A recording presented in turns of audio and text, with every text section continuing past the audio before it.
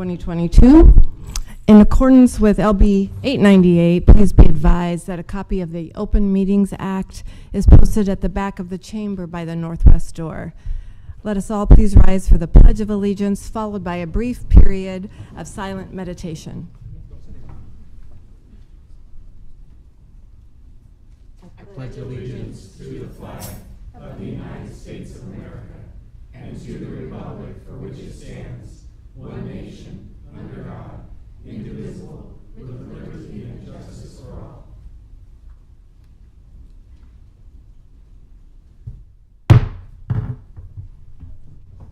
Thank you.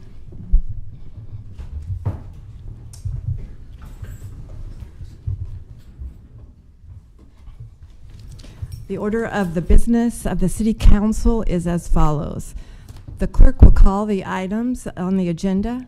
Under the public hearing, anyone wishing to speak on an item should come forward after the clerk reads that item. The council shall require any member of the public desiring to address the council to identify themselves, the name of an organization or group, including an address that you may be representing by such person or group unless the address requirement is waived to protect the security of the individual. The applicant may then make one short rebuttal. Each speaker should begin by stating their name, address, organization, or group, and whether you are speaking in favor of or in opposition to the item. Testimony is limited to 5 minutes per speaker. After all public hearings, the council will vote on resolutions and items listed under third reading. On the second and last Mondays of the month, immediately prior to adjournment, anyone may speak on any issue not on the agenda for that date, nor planned for a future agenda. Will the clerk please call the first item of business? Okay, our first item of business for today's City Council meeting held on Monday, August 8th, 2022 is our Mayor's Award of Excellence. Good afternoon, Chairperson Ward, members of the council. It's so great to be back down here this day to present the Mayor's Award of Excellence for June 2022. This award goes to crime analyst Marie Matine of the Lincoln Police Department. She was nominated by crime analysis manager Jeff Peterson in the category of customer relations, productivity, and loss prevention for her work identifying the emergence of increased catalytic converter thefts beginning in 2019.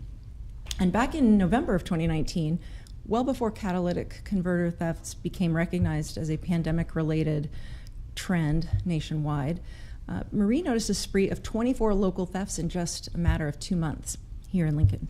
As a precaution, she created a spreadsheet to track these thefts in the event that they continued. And this spreadsheet then became a tool for our officers to help identify patterns, and then based on those patterns, predict where future thefts might be more likely to occur. What began as a precautionary measure became an ongoing commitment. And every day since November 2019, Marie has manually added cases to the spreadsheet and kept real-time analytics to help understand catalytic converter theft across our community. And she has manually then geocoded the data to produce maps that help identify any hotspots. And last fall, her diligence helped lead to the creation and adoption of a new City Council approved ordinance. The law requires anyone in Lincoln in possession of a loose catalytic converter to have a permit, and it requires scrapyards to report purchases of converters to LPD. And I want to thank both LPD and all of you for working collaboratively to help make that change possible and address an important public safety issue that had been emerging.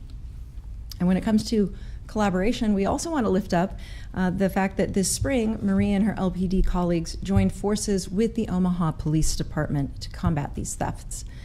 The intelligence and documents that they are sharing have already resulted in arrests of individuals in Omaha who are planning catalytic converter thefts here in Lincoln. The numbers also paint a picture of the success on this issue. This June and July, Lincoln saw a 65% decrease in catalytic converter thefts compared to the first 5 months of 2022.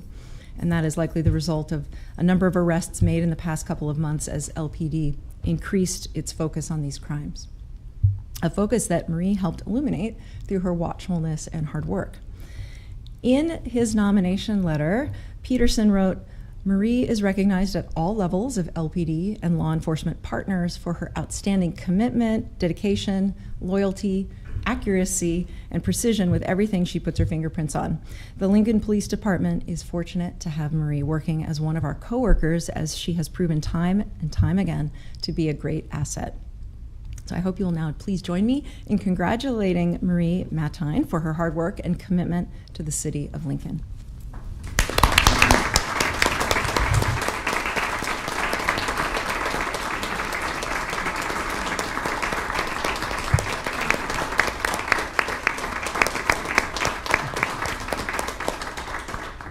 LPD Assistant Chief Brian Jackson would like to come forward and say a few words about Marie.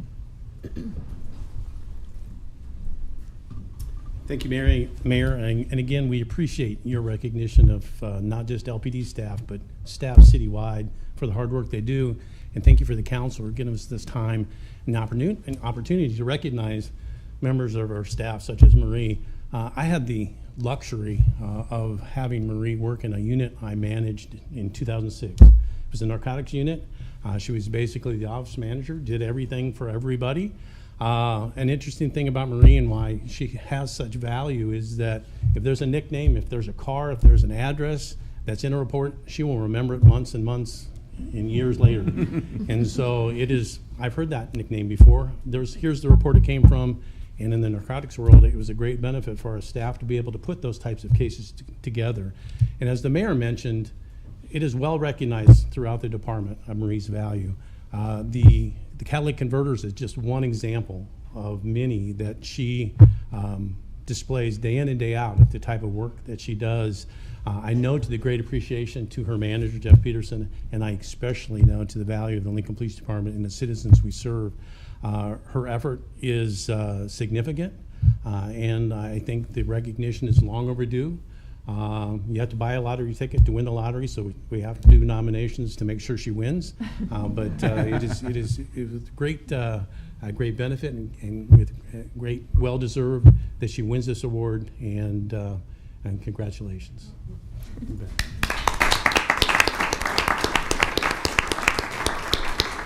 Would you like to say a few words and introduce any family who might be here? It's nice seeing all of you, and thank you to everybody who came to support me today. I just wanted to say I work with a great group of people in the Lincoln Police Department. I have tremendous respect for all of my coworkers.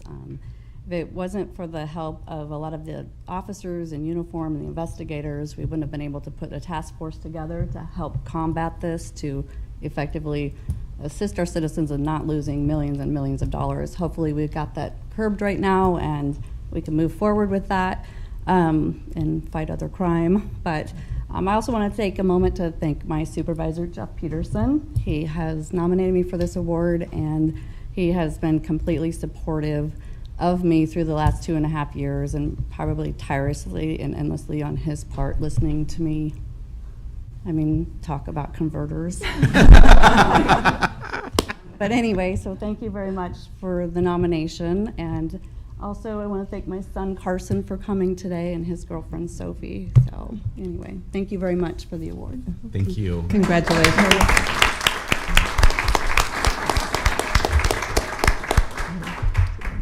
Congratulations, and thank you for your service. Thank you, Mayor, very much. Thank you all.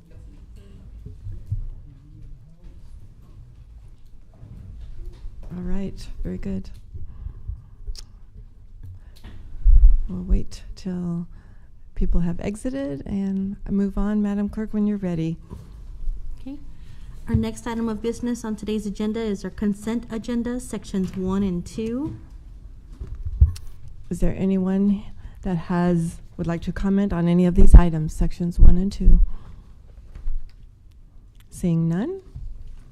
We can now vote on these items. Item 1A is approving amendment number 4 for a 3-year extension of an agreement between the city on behalf of the Lincoln Water System and the Division of Public Health of Nebraska Department of Health and Human Services, allowing the Lincoln Water System to continue constructing new and replacement distribution water mains in accordance with previously approved standards. Introduced by Washington. So moved. Second. Seconded by Beckius. Is there any discussion, comments? Seeing none, please call the vote. Raybold? Yes. Bowers? Yes. Schob? Yes. McGinnis? Yes. Beckius? Yes. Washington? Yes. Ward? Yes. Motion carried 7-0. Section 2, items 2A through 2D were introduced by Schob. So moved. Second? Seconded by Raybold. Is there any discussion? Seeing none, please call the vote.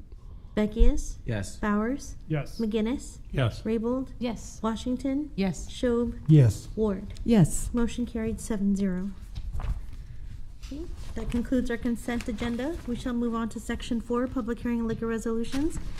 I'll be calling item 4A, application of Global Warming Inc. doing business as The Mill for a special designated license to cover an outdoor area measuring approximately 55 feet by 125 feet at Innovation Campus at 2021 Transformation Drive on September 14th, 2022 from 4 p.m. to 9 p.m. and October 12th, 2022 from 4 p.m. to 9 p.m. Is there anyone here to speak on this item? Item 4A. Okay. Seeing none, we can move on. Okay, I'll be calling item 4B, application of Hub Cafe LLC doing business as Hub Cafe for a special designated license to cover an indoor area measuring approximately 30 feet by 30 feet and an outdoor area measuring approximately 200 feet by 170 feet at Jane Snyder Trail Center at 250 North 21st Street on September 1st, 8th, 15th, 22nd, and 29th from 5 p.m. to 9 p.m. and October 6th from 5 p.m. to 9 p.m. with an alternate date of October 13th from 5 p.m. to 9 p.m. Is there anyone here to speak on this item? All right, come on up, Director. Hi, Council. Maggie Stokey-Ross with Lincoln Parks and Recreation.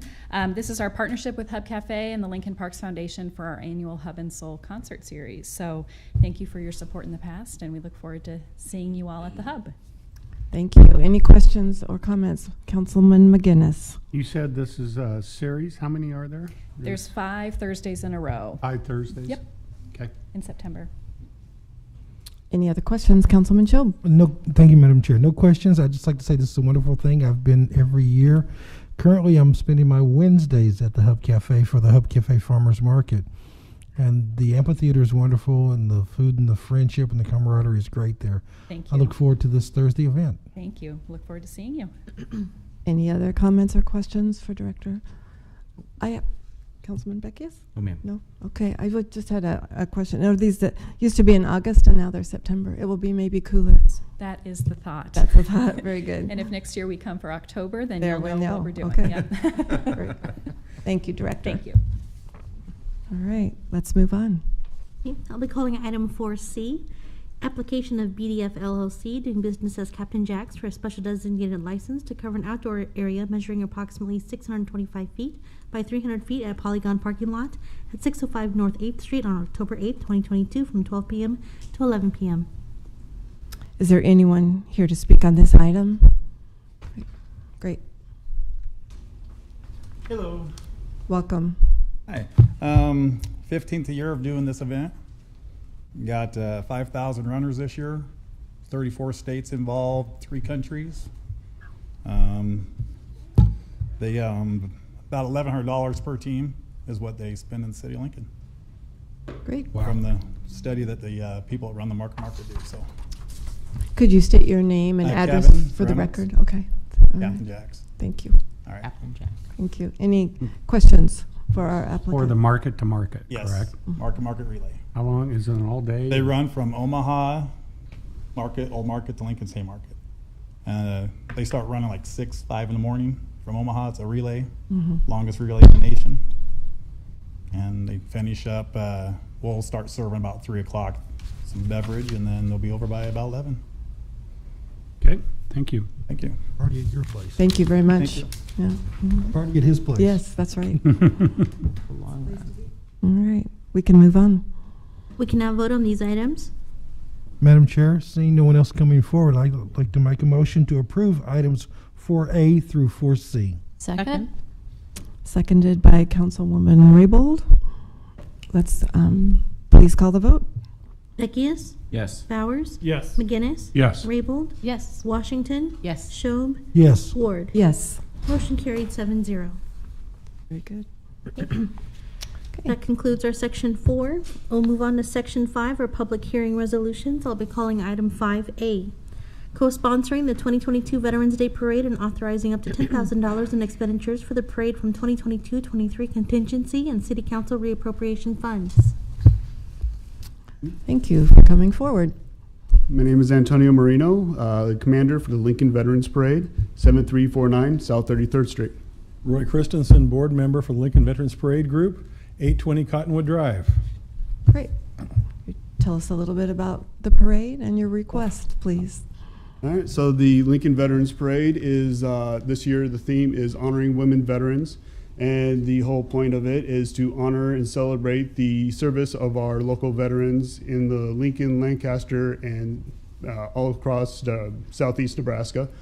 It is all to help the transition of veterans back into civilian life.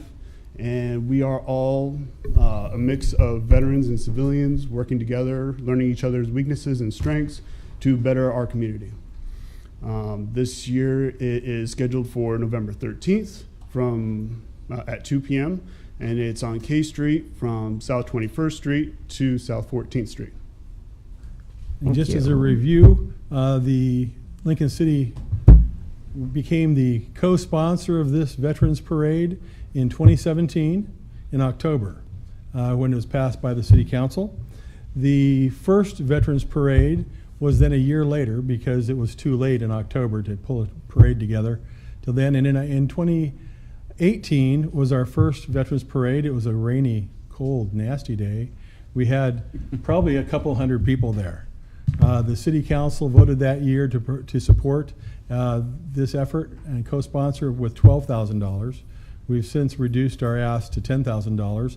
This will actually be the fourth parade because there was no parade in 2020. So we appreciate your support and continuing to co-sponsor this veterans event. Thank you. Any questions or comments? Councilwoman Raybold. Yes, thank you so much. I think folks really do enjoy the parade, and everyone seems to have a great time when they're there. But you know, we did ask for some of the budget information, and thank you for providing that. And some of the questions that were asked is, in the future, how can you make it sustainable? We are working on being more solidified in the community as a Lincoln tradition. With that, we would with that solidity, or sorry, bad word. I'm trying to establish sponsors that would be with us year after year after year, so that way we have that somewhat guaranteed funds to come in.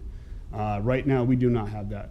It looks promising after the 2019 parade because everybody was so excited. We had a great turnout. The weather definitely did help with that too. But with so much uncertainty on 20 and 21, we had to rethink on that plan. So. We really believe that, well, we know that we lost some people in 2020 because there was no parade. And we're working to regain those folks, those sponsors in the community. And just so people understand, part of what happens with this parade is not costing $10,000. It's costing significantly, at least 3 times that amount. And probably more in the end before we pull the trigger on the 13th of November this year. There are, and just to contrast this with just the bands, the high school bands that come. When we had the Star City Parade, those bands actually paid fees to be in the parade. We actually pay the bands to be in the parade, and we get that money through sponsors.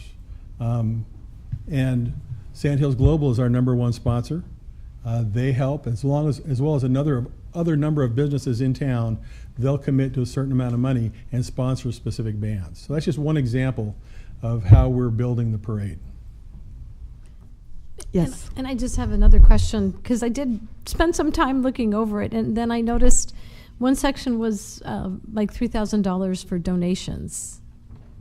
Yes, that is at the end of our parade to support the community. One of our efforts is to pick a organization that is either veteran centric or the majority of their efforts is towards veterans or their families.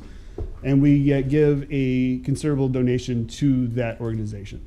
So right now it's up to $3,000 is that donation that we give. Last year it was the Vietnam Veterans Reunion Association. Year before that was Heroes into Homes, which they provide furniture and pantry and all those other services to previously homeless veterans. This year we are working with the Nebraska Western Iowa Women Veterans. They are a new formed organization that are there to serve and to bring together women veterans across Nebraska and Western Iowa, no matter when they served, what branch they served. Terrific. Thank you very much. Any other questions or comments?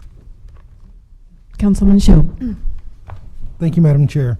I just want to say this is exciting. I had a great time last year, and I'm looking forward to the opportunity. Thank you for giving us a chance to tell the members of our community who serve the armed forces, thank you for their service, and I appreciate the opportunity to sponsor. Thank you, gentlemen. You're very welcome. Thank you. Please vote yes. Thank you for your testimony. Is there anyone else here present that would like to testify on this item? Anyone else would like to come forward at this time? Okay, very good. We can move on, Madam Clerk. I'll be calling item 5B, Comprehensive Plan Amendment 22004. Application of Planning Director to amend the Lincoln-Lancaster County 2050 Comprehensive Plan to revise the future land use map to remove an industrial area and to add a new commercial and urban residential areas on the property generally located at North 27th Street and Layton Avenue. Welcome, Director Carey. Good afternoon, David Carey, Director of the Planning Department, 555 South 10th Street. Thank you for some time today to go over this item. What we have here is what I would consider a follow-up item to formally change the comprehensive plan land use that matches up with the approvals that you have already given to this area for comprehensive plan conformity for surplus property here, as well as a change of zone to RT from R2, as well as a use permit that lays out the general parameters of what could happen on the currently city-owned property at this location at 27th and Layton. This is just really just making sure that the comprehensive plan is reflecting not industrial uses here in the future, but the residential and commercial uses as what has been approved already through the change of zone. So really just a kind of a follow-up item to make sure that the whole package is complete. This was on the consent agenda and approved by the Planning Commission unanimously on July 13th. So with that, I can certainly answer any questions you might have. Any questions from the council or comments? Okay. Councilman McGinnis. Yeah, there's one part on here that calls it public and semi-public area. Yeah. What's And I will in on what that is? I'll put that up on the overhead here to make sure everybody can see that.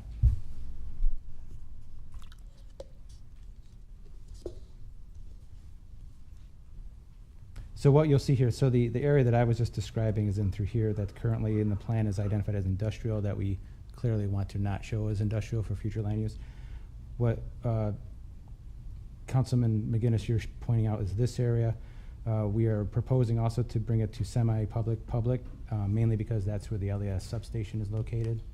So to be consistent, as you can see, we already are showing that way on this part of that block. So that again is another piece of the cleanup part of this effort.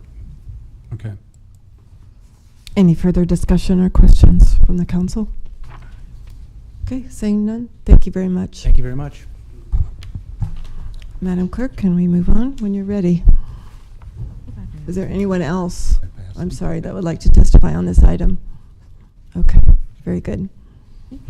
I'll be calling item 5C. Item 5C is Comprehensive Plan Conformance 22012, Application of Urban Development Director to review as to conformance with the 2050 Lincoln-Lancaster County Comprehensive Plan. A proposed new South Folsom redevelopment plan that encompasses 53.51 acres and designates 3 separate areas for phased development with the planned boundary on the property generally located at the southeast corner of West Pioneers Boulevard and South Folsom Street. Welcome, Director Marvin. Good afternoon. Dan Marvin, Urban Development Director, 555 South 10th. I put up on the Elmo kind of a, let me start with a preface. This is a really exciting project that we have before us. I don't think there are many places that we have done an affordable housing project on 53 acres, and that this is really outstanding. But what you'll see before you are just the southern areas of development that will be moving forward. This is a whole new redevelopment plan for this area. The goals are outlined in the document that's before you. I'd say that they conform with the comprehensive plan, but one of the goals of the comp plan is mixed-use development, and this hits that square on the nose. It's perfect development in that regard. Some of the conversations we've had is how they'll get access to the site, where there will be an amendment to the annexation agreement that would be coming forward to you later this fall. But there are 131 units of affordable housing projects that are part of Phase 1A. Phase 1B are some townhome developments, and then there's some additional small lot developments as part of this project as well. You will see this coming forward to you over the next couple of months. You'll see a redevelopment agreement. You'll see an amendment to the annexation agreement. And this fall, we should be able to have all of those before you, and hopefully that will pave the way for a whole new neighborhood on the west side of Lincoln. I'll stop there. We have advocates from Hoppy Homes, and Mr. Houston is here as well, that would, I think, like to be able to take some of your time too. Thank you. Questions, Councilman McGinnis? You said that you'll be coming forward with redevelopment agreement. This is a TIF project. That is correct. And it's identified on this page the different phases of these first three phases, the amounts of the TIF that's involved here. The redevelopment agreement will be for the whole piece, or will No, it be it'll be for just these, the first portion? this first phase, yes. Okay. How soon do you think a redevelopment agreement? I would imagine within 2 months we should have it to you, maybe sooner. Other questions from the council? Comments? All right. Seeing none, thank you, Director Marvin. Oh, sorry, Councilwoman Washington. Pardon me, I was looking at different notes. No problem. So I did have one question. I think I might have gotten confused by one of the maps in the report that was sent forward, but it looked like they said that there was public land south of the development area, and I wanted to double check that I understood. It looks like it might be the Optimus Fields. Are they actually public lands, or am I looking at? Am I misunderstanding the map? I might save that question for Mr. Houston to answer. I can take it defer it till we get. Well, I'll let the developer Okay. answer that question. We'll defer. I'm not Okay. sure which particular property was identified as public. Okay, thanks. Other discussion or questions from the council? Okay. Seeing none, thank you, Director. Okay. Madam Chair, members of the council, my name is Tom Houston. My address is 233 South 13th Street, Suite 1900, on behalf of SOFO Housing and Hoppy Development. What is in front of you is the South Folsom Redevelopment Plan, which is, as we are aware, one of the procedural steps under the Community Development Law. Previously, this body has adopted the South Folsom Redevelopment, or a blight study. This past winter, that was adopted. On March 7th, we took some preliminary steps as it relates to the land use side of this development. The City Council approved the annexation of this property, an annexation agreement dealing with extension of the sanitary sewer line and some of the access issues. The City Council also approved a change of zone and a planned unit development from the AG district to the R4 PUD. to allow up to 650 dwelling units. And this is a very unique development. I'm not aware of one that has been similar in the city of Lincoln, because it is really a mixed income, affordable workforce housing development and subdivision.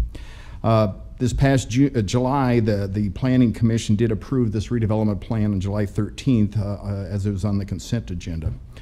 The actions that were taken by the City Council last March were really to allow SOFO housing apply for the allocation of low-income housing tax credits with the Nebraska Investment Finance Authority, and fortunately, we're successful in that effort.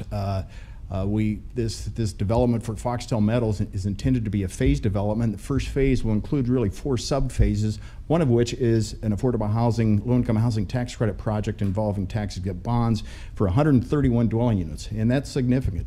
It's really following the template that we set out on Gatehouse Row, if you recall that 18 months ago, and which is nearing construction, should be finished yet this year. So hopefully that template, we're going to be able to replicate that in future transactions. The Phase 1B, again, we submitted an application to the Nebraska Investment Finance Authority, and they approved a 9% tax credit deal for an additional 35 units. So out of the gate, we'll have 166 dwelling units as a part of this first phase. Phase 1C and Phase 1D will be an additional combination of affordable, there won't be low-income housing tax credit, but there still be affordable and rental opportunities and some market rate for purchase housing opportunities. So the issue really in front of you is this redevelopment plan is whether, the question is whether it conforms with the comprehensive plan. And I would submit not only does it conform with, but it is really driven by some of the premises of the comprehensive plan, and most importantly in my mind, the Affordable Housing Action Plan that was recently adopted by the City of Lincoln, because the City of Lincoln did commit to bring additional tools to the table to subsidize and help facilitate the development of affordable housing within our city. If we're trying to develop 5,000 units, we need to bring all those tools to the table, and I think this will be able to enable us to do that. As Director Marvin mentioned, we are still working on a couple of agreements. I hear we have 60 days to get a redevelopment agreement finished. I think that's plausible. I think we can get that done. We're also working on an amendment to the annexation agreement to deal primarily with how we're going to fund the intersection improvements. And we have some interesting discussions, and I think we're almost done with that process. It's my hope to bring both of those agreements to your agenda concurrently, so you don't have to deal with the question once. And I think we should be able to get that in front of you within the next, I guess, 6 to 8 weeks would be my contemplation. So with that, I'll be happy to answer any questions that you may have.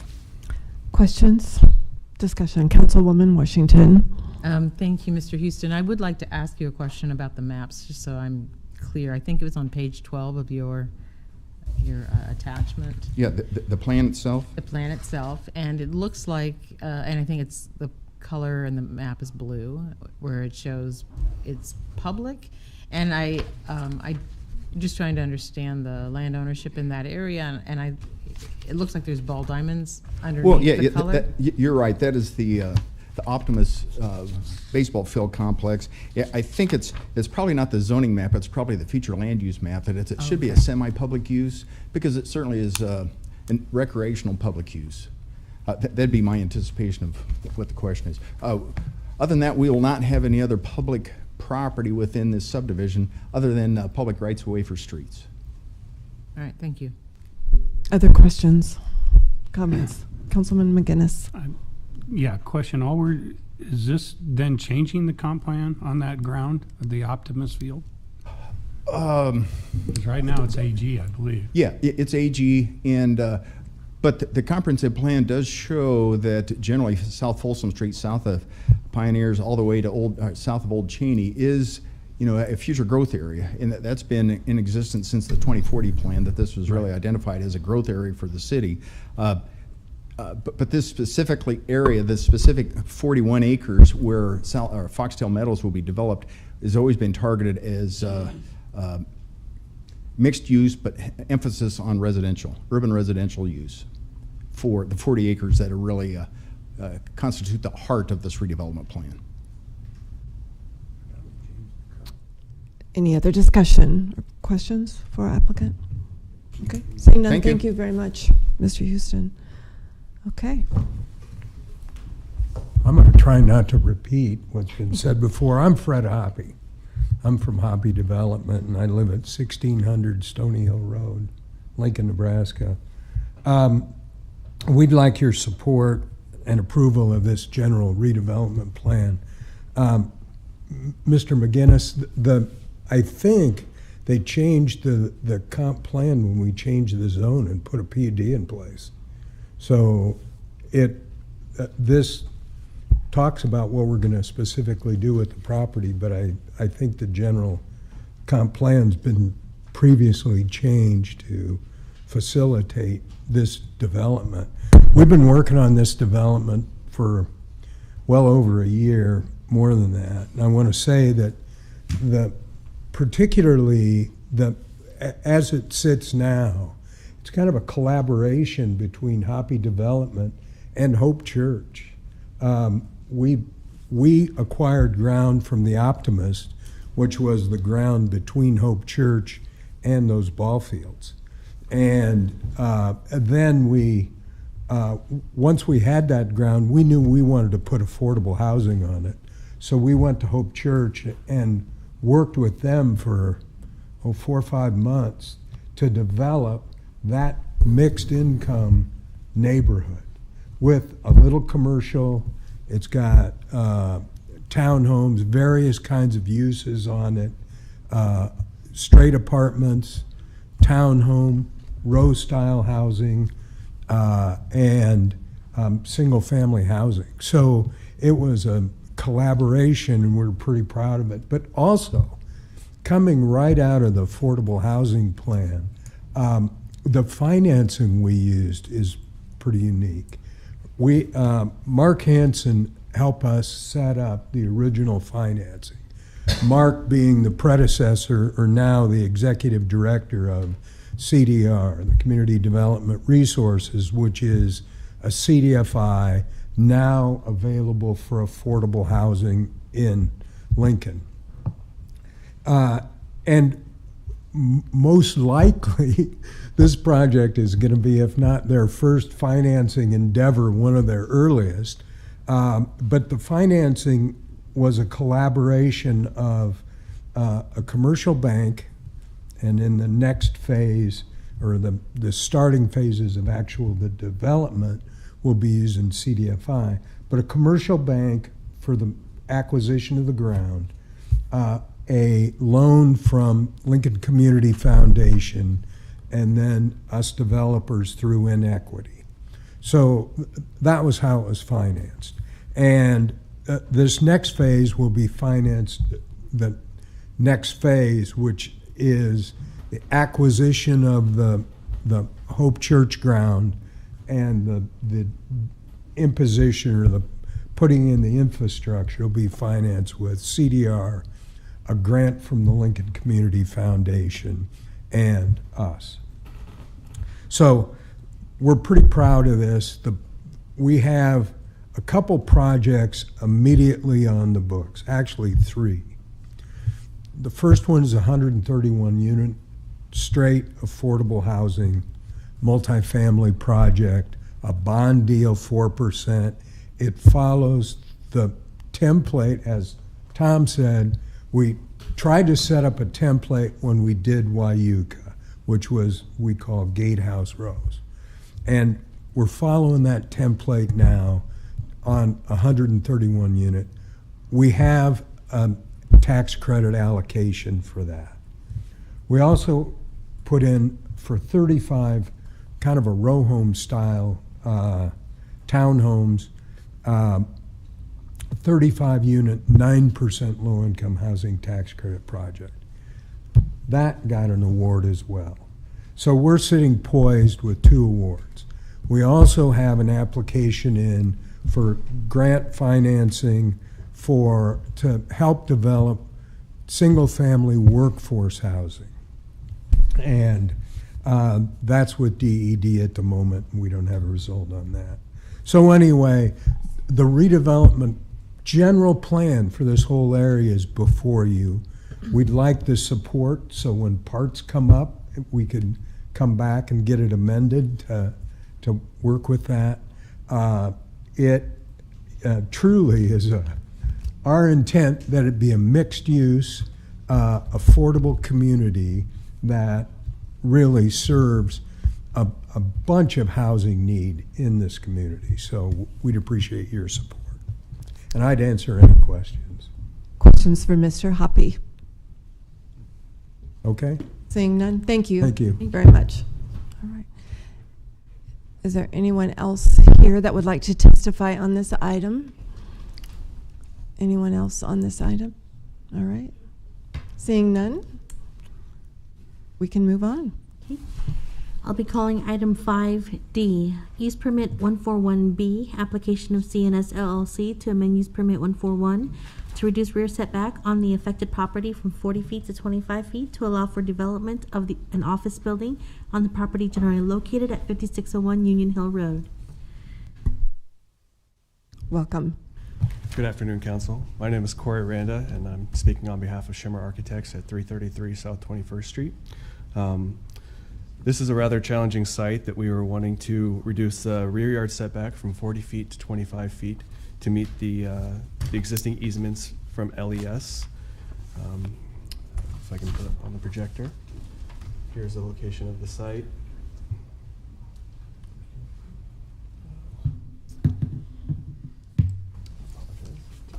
Here. This is the area for consideration. Their setback lines, and these are some of the challenges of the site. Possible to change the scale on this. If not, Able to zoom out.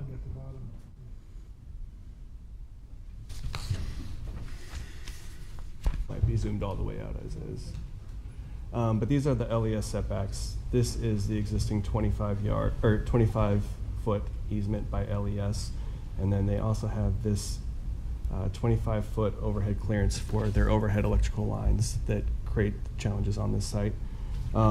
We would like to be able to have a 10,000 square foot building, and with these challenging existing conditions here, we are requesting that setback to meet those guidelines.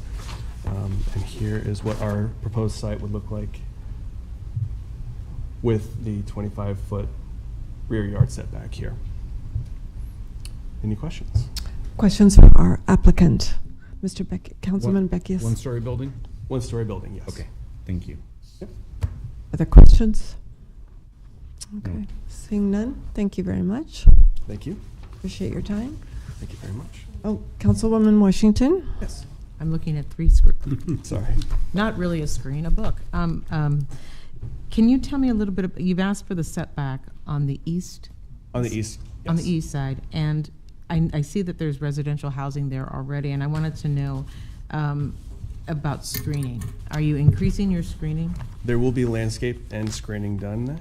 I believe we had written about that. If you give me a minute here to find where we had our recommendations. There will be landscaping screenings to meet the city code. And have you considered increasing the density of the screening because of the reduced setback?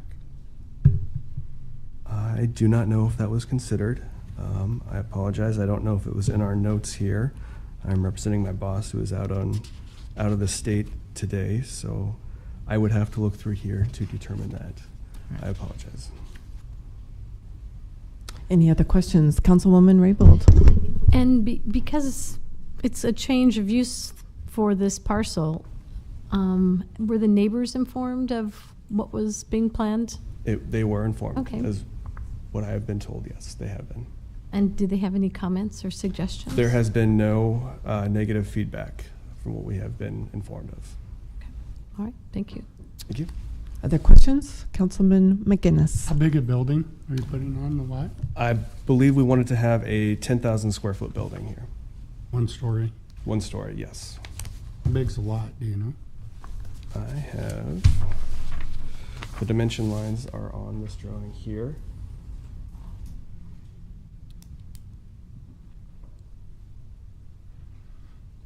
The lot is at the smallest southern point, 122.75 feet across.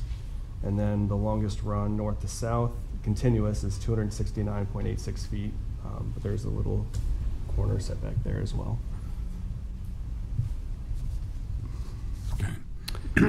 How many parking stalls do you have? I have a count here of 7, 6, 9, and 10. So 19 plus 13 would be 36. Okay. Any other questions? Discussion? All right. Seeing none, thank you very much. Thank you very much. Anyone else that would like to testify on this item? Anyone else that would like to testify on this item? All right. Seeing none, Madam Clerk, can we please move on? I'll be calling item 5. Are you okay? I really would like to ask Mr. Carey. Okay, I'm sorry. Director Carey, would you please come forward? Councilman Shob has a question. Thank you. Thank you. I'm sorry. I No, was a little quicker on apologize. the uptake. That's all right. We got it. David Carey, Director of the Planning Department, 555 South 10th Street. Mr. Carey, thanks for coming forward. I read on the review from the Planning Commission that it's conditional approval. Yes. And the numbers are from, the setback decrease is just a huge number. Could you help me better understand from 40 to 10? 40, yeah. 25. 40 to 25. 40 to 25. A little bit of background on this is a lot of this, probably the biggest difference here from what was originally approved versus now is that it's going from what was proposed to be a 38-unit apartment building down to the one-story, 10,000 square foot office building. I think that goes a long way and reason why you're not hearing opposition to this. So what happened in the transition, so there's some history here where this parcel went from the Thompson Creek CUP and then went to the Thompson Creek Office Park Use Permit, just kind of officially where it was residing for the planning purposes. And within that, there was a change. There was the homes that you see on the east side of this parcel were going to be alley loaded for their driveways and garages, and that did not happen. They're actually coming off the street now. And so there was a lot of discussion about what type of setback should be back there. Because that alley and those driveways went away, it changed the dynamics on the back side of the lots. And then there also was not a lot of clarity on what the actual setback for that east property line would be. And there was an understanding that it was going to be 25 feet with that change. We couldn't find that documentation to say it anywhere. So this is, in a lot of ways, a cleanup item to make sure that it was clear that that's what the setback will be on that property line. Plus the LES easement itself is 25 feet, so that made the most sense. Thank you. That was really helpful. I appreciate that. Thank you, Madam Chair. You're welcome. Thank you, Director Carey. Thank you. Any other discussion or questions before we move on? Okay. When you're ready, Madam Clerk. Yes. I'll be calling item 5E, approving the labor contract between the City of Lincoln and the Lincoln Police Union for a term effective August 18, 2022 through August 31st of 2025. Hi, Teresa Owens, TER, ESA, last name EWINS, 575 10th Street. I'm just asking for a vote of approval for this. We have been working really hard to get this done. There's been a lot of news in regards to the department being the highest paid. That is about competitiveness. And so it's very important that everyone understand that it's not, we're competing nationally for people to be police officers, and we want the best.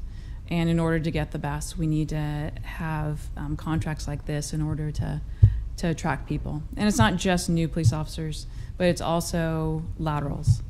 And after this contract, what we're going to do is have a very big recruiting effort to get more people to this department, and that means from anywhere in the country. And we want the best. We're not going to settle for anything less, because we know how important it is for community and the relationship with community that could be broken so quickly. And so I would ask you for your support on this. Any questions for Chief Owens? Okay. All right. Director. Yep, Barb McIntyre, 555 South 10th Street. I was just going to go through quickly some of the key changes. So just so it's a 3-year contract that's the same length as last time. The wage increases are over 3 years.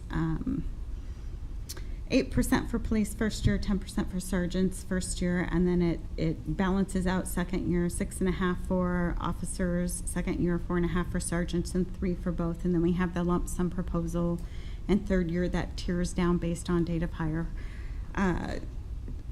Second kind of big provision is we did do a slight increase to shift differential. That brings us in alignment with other police departments in our array, so that increases from 77 cents to 85 cents per hour, and then from 89 cents to $1 an hour. Longevity is increasing. Other big additions is adding in Juneteenth, which we've been doing with all our contracts as we've been going through them, and then trying to get to that gender neutral language again. So it's just another big key piece of it. Okay. Great, thank you. Any questions for either? Good, all right. Thank you very much. Anyone else present that would like to testify on this item? Anyone else present that would like to testify on this item? Okay, come on forward, Jane. Jane Kinsey with Watchdogs of Lincoln Government. It is a fallacy to believe that you have to pay good people high money to get them to come to any place or to take a job. Police are resigning all over the country. A better way to offer to get good people to come for the police department is to give them the history of how well they have performed and how well they have been treated by the public. I don't know whose idea this was to raise these salaries so high when it isn't even a competition yet. And I think in the interest of the taxpayers' money, this needs to be looked at with a different viewpoint.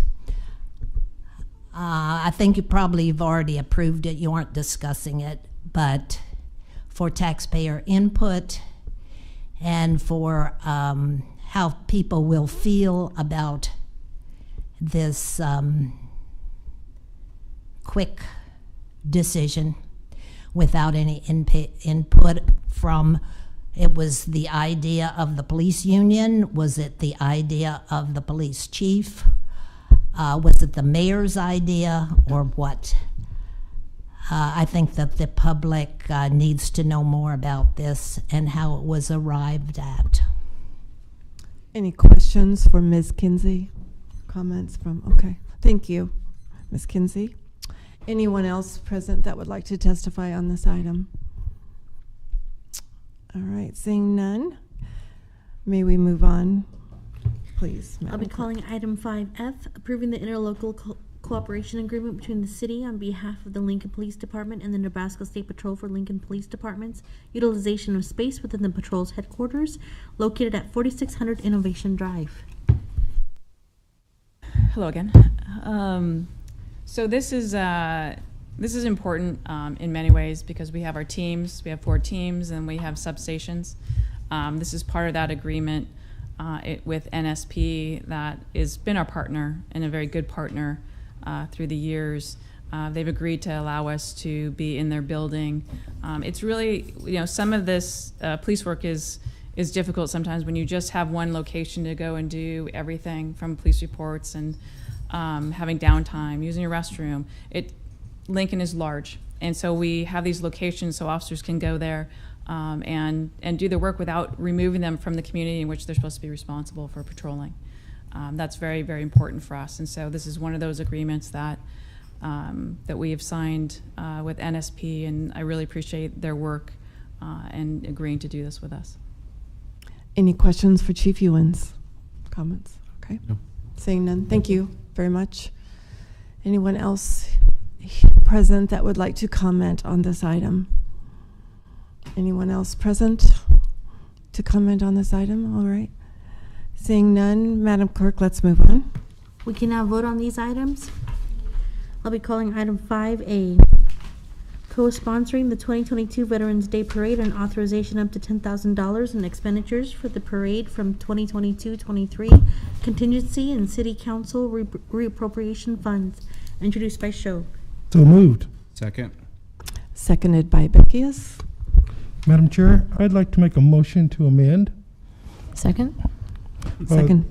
It's brought to my attention, I crafted and copied and didn't do a very good job, and it's my understanding there's some small errors Okay. that need to be corrected. This motion to amend will provide a substitute resolution for the current one and correct those mistakes that I may have made.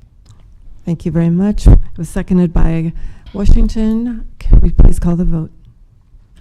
Okay, we're calling the vote on the motion to amend. Is Raybold? Yes. Bowers? Yes. Schob? Yes. McGinnis? Yes. Beckius? Yes. Washington? Yes. Ward? Yes. Motion carried 7-0. All right, can we vote on the main motion? Raybold? Yes. Bowers? Yes. Schob? Yes. McGinnis? Yes. Beckius? Yes. Washington? Yes. Ward? Yes. Motion carried 7-0. Thank you, council. Item 5B is Comprehensive Plan Amendment 22004, application of the Planning Director to amend the Lincoln Lancaster County 2050 Comprehensive Plan, to revise the future land use map, to remove an industrial area, and to add a new commercial and urban residential areas on the property generally located at North 27th Street and Layton Avenue. Introduced by Washington. So moved. Second? Seconded by Raybold. Can we please call the vote? Beckius. Yes. Bowers. Yes. McGinnis. Yes. Raybold. Yes. Washington. Yes. Schob. Yes. Ward. Yes. Motion carried 7-0. Item 5C is Comprehensive Plan Conformance 22012, application of the Urban Development Director to review as to conformance with the 2050 Lincoln Lancaster Comprehensive Plan, a proposed new South Folsom redevelopment plan that encompasses 53.51 acres and designates 3 separate areas for phased development with the planned boundary on the property generally located at southeast corner of West Pioneers Boulevard and South Folsom Street. Introduced by Washington. So moved. Second? Seconded by Raybold. Can we please call the vote? Washington. I'm sorry, is there any discussion? I had a quick question for David Carey, if he's still around, regarding the comp plan. Okay. Director Carey? I thought Thank he was you. back there listening. Thank you very much.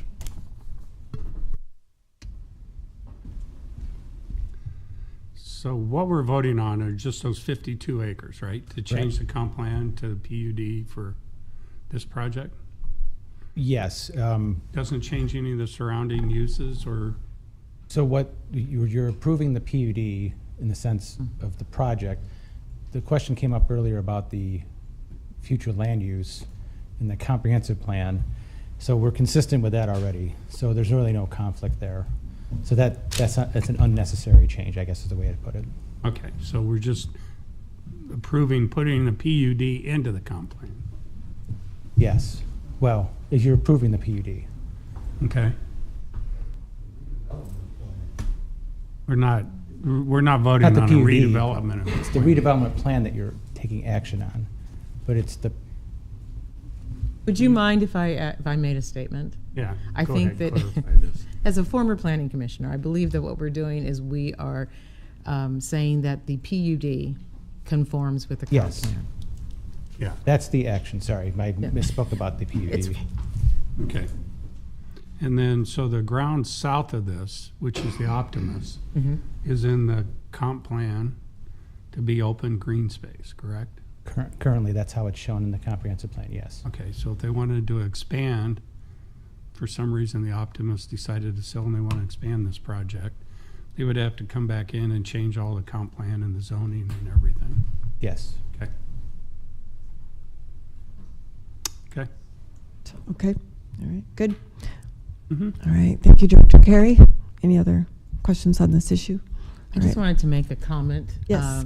a general comment about this project and how important and necessary this is for Lincoln. And it's exciting to think that we're going to have this many hundreds of affordable housing units and workforce development, workforce housing as well. So thank you to the developer. Any other comments or questions? I would just second that. Thank you. It's really important for Lincoln. And brings us closer to those numbers, so thank you very much. Okay, very good.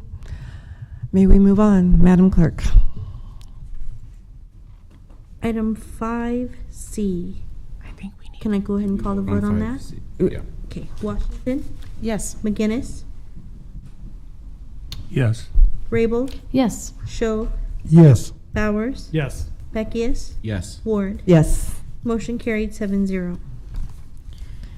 Item 5D is Use Permit 141B, application of CNS LLC to amend Use Permit 141 to reduce rear setback on the affected property from 40 feet to 25 feet to allow for development of an office building on the property generally located at 5601 Union Hill Road.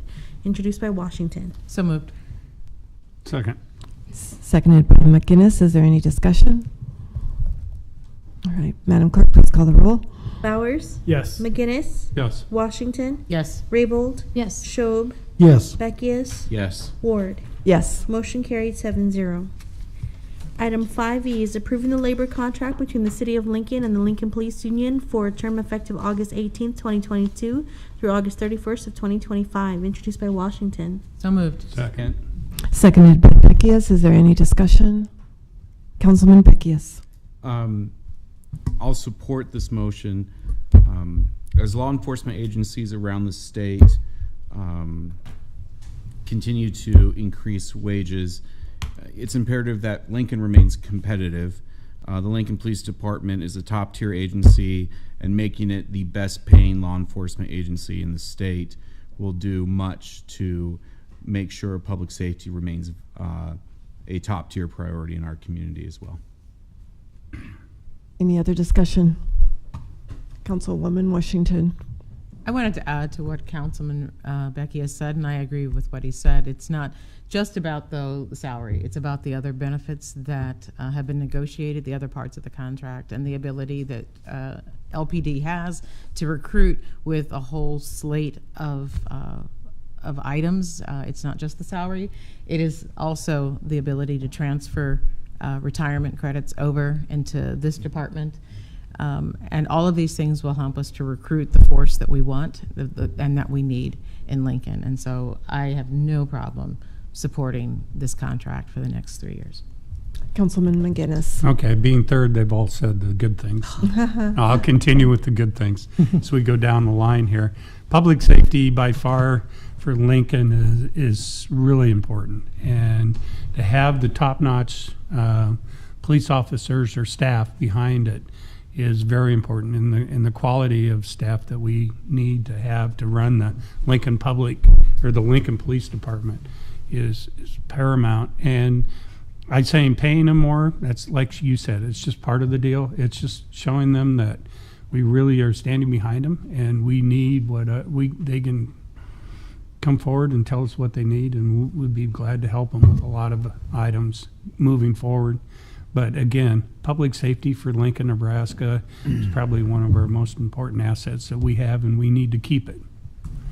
So having a top-notch group is what we need to make that happen.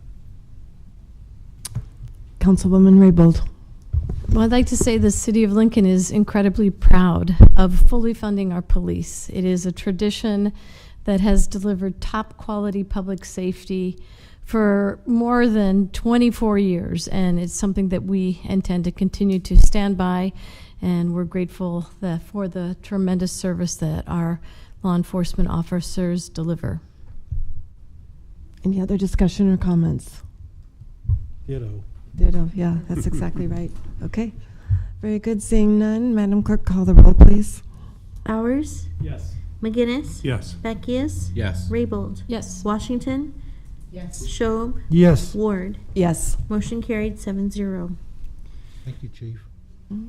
Item 5F, approving the interlocal cooperation agreement between the city on behalf of the Lincoln Police Department and the Nebraska State Patrol for Lincoln Police Department's utilization of space within the patrol's headquarters located at 4600 Innovation Drive, introduced by Washington. So moved. Second? Seconded by Beckius. Is there any discussion? All right. Seeing none, please call the vote. Washington, Yes. McGinnis, Yes. Beckius, Yes. Raybold, Yes. Schob, Yes. Bowers, Yes. Ward. Yes. Motion carried 7-0. All right. That concludes our section 5. We shall move on to our section 6, public hearing ordinances, second reading and related resolutions. I'll be calling item 6A, amending section 5.04.250 of the Lincoln Municipal Code relating to minors delivering liquor prohibited, to revise the section titled to delivery of liquor and to include exceptions when alcoholic liquor may be delivered to be consistent with the Nebraska Liquor Commission rules and regulations, and repealing section 5.04.250 of the Lincoln Municipal Code as hereto existing. Welcome. Hello, Council. My name is Tanya Peters. I'm an Assistant City Attorney for the City of Lincoln, and I am just here to introduce this change in our ordinance. It is very simply mirroring mostly with what the Liquor Commission has for a rule, and really what we attempted to do in 2017. This evolved from a question from one of our representatives of one of our bar owners in town or restaurants. Not sure who the client was, I should clarify that. In what is allowed for delivery. And looking at our language and looking at the state rules, I thought the state rules were clear. And it made sense to take the state rules and mirror it within our ordinance. So much of what you see is already in the rules. It's just not a criminal violation. Okay, so for example, a local business could hire a local delivery service to deliver alcohol to your home. That is already allowed under our ordinance and under the state rule. It just wasn't very clear on how it worked. And so we went through this and kind of just mirrored them up. There is a couple of differences. The one difference is that we are anticipating a rule change that would clarify the type of signature. Currently, many of these use electronic devices. You sign it. It's not with a pen anymore. Our language, I think, would allow for that, but this is just to clarify also that it can be done electronically. That is the significant difference between the state rule and our proposed ordinance. Do you have any questions? Questions from Ms. Peters? Oh, No. okay. Yes, sorry. Councilman Bowers. Go ahead. Good. This same individual had found, and upon review, did find an error in the draft ordinance. On page 1, sorry, I thought I marked it. When right before payment, it should say buy cash instead of be cash. Line 15, sorry, I didn't circle it. So we can either do that two ways. We can do a motion to amend, correct it, or we can just have the clerk correct it if you should adopt it. The other thing the individual had asked is that we just clarify the forms of payment in here. This is not in the current state rule. Currently, the state rule and what I'm proposing or what I put before you is cash, credit, or debit card. They asked that we also include just general language that says or any other electronic form of payment, which is fine. There's a lot of different payment systems out there. I think that's already included, but it's not as specific. So doing a motion to amend just to add that terminology to me is not a big deal if the council is open to that. It also takes into account that maybe in the future there'll be other forms of electronic currency out there. And we can just have a little bit broader acceptance of that currency. So if you are acceptable of that, we'll have a draft amendment that one corrects that B to buy and also adds in this other currency for your next meeting. Councilman Bowers, you had a question. Yeah, I just had a quick question. Sure. I'm just curious more than anything else. By making it into city code, it then makes it criminal if it's violated, but it matches up with state law. Within state law, is it criminal under state law? No, it's just a rule under state law. Okay. So this would put a criminal element on the licensees to follow the law or follow the rule in the state.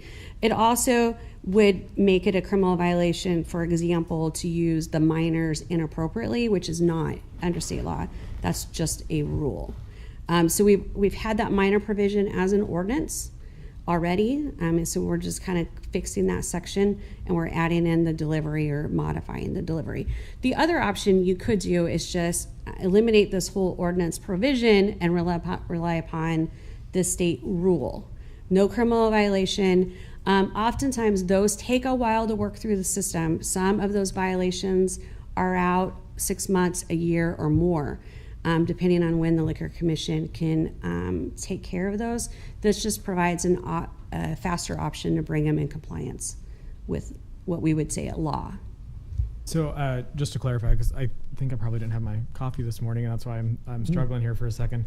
So I just want to make sure that I got kind of the system down. So like if I own a bar and Councilman Shobe does Uber Eats and goes to deliver it to Councilwoman Raybold, and let's say Councilwoman Raybold is under the age of 21, the licensee, the bar owner, then would be held responsible for that? No, not for that part. I'm glad I asked for clarification Right. then. No, not for that part. So the delivery driver, if they found out, Mr. Show, if he knew that it was a minor, right, and he delivered it anyway, that would fall under contributing to a delinquency of a minor, which is a class 1 misdemeanor, much higher penalty than this. But if our liquor license holder sold it to the minor, right, you sold it to the minor via your app or whatever, then you would have a criminal violation in addition to Benny having a criminal violation for the delivery. Okay, that makes sense. Yeah, thank you. Yeah. Thank you for clarifying. Sure. glad that So I if they have all the proper procedures in place, which many of them do, especially if they're using these electronic systems, much of it they're scanning, they're checking ID. Some of them are taking pictures of who they deliver to. There's a lot of checks and balances in place versus maybe at some of the other locations where people are entering, date of birth of random dates of birth. So, Councilwoman Raybold. Don't I get charged with minor in possession then? Oh yes, I forgot. Yes, we are gonna get her scot-free. But she's a juvenile, so we're gonna do a juvenile referral. We're gonna do a juvenile referral, and we're gonna contact her parents. You're going to jail. Everybody's going I to get jail. probation. Parents will take care of you. Yeah. Any other Sorry about questions? Councilwoman Washington. Thank you, Ms. Peters, for coming. But you said something that I just want to walk through just a little bit. Okay. So you said we could make this an ordinance which adds the criminal thing that Councilman Bowers noted, but we could also just rely on the state. But I have a clarifying question. If we were to rely on the state and the rulemaking, like they broke the rule, they're still selling alcohol for 6 months, 9 months until the state brings them forward in a hearing, right? Correct. So the problem's not resolved. Maybe not, depending. While. Yeah. If it's a once-off, they probably fixed it upon notification, right? If it's a common problem, probably going to continue for a while. All right. Thank you. Mm-hmm. Any other questions, comments? All right. I think Oh, go ahead, Councilman Bowers. since we have someone here who has a restaurant that does delivery of alcohol, I'm just kind of curious, your opinion on it, if you think it's good. Yeah. Would you come on up, Nick? Muchachos. Yeah. Nick, We don't, he's been waiting a long time. Alcohol? We don't. Oh, you don't? Okay, never But mind. did you deliver during COVID? Not alcohol. Okay, okay. Yeah. Okay. All Yeah. right. Well, thanks. Never mind. Thank you, though. Good point. Yeah. I thought he did as well. Well, at least you got to come up. You've been waiting a long time. Okay. All right. Any other? Okay. Any other questions of me? All right. Thank you. You're welcome. Anyone else here to testify on this item? Anyone else present to testify on this item? Seeing none, can we please move on? I'll be calling item 6B, amending the pay schedule for a certain employee group by adjusting the schedules of annual, monthly, biweekly, and hourly pay range equivalents for employees of the City of Lincoln whose classifications are assigned to pay ranges prefixed by P. Is there anyone here to testify on this item? Director, please come forward.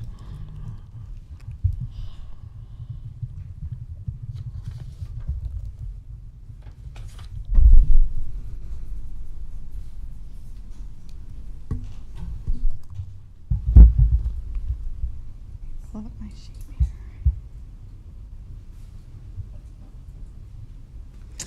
So this just is the ordinance to put the pay plan into effect. That goes with the LPU contract that you guys just approved as the resolution.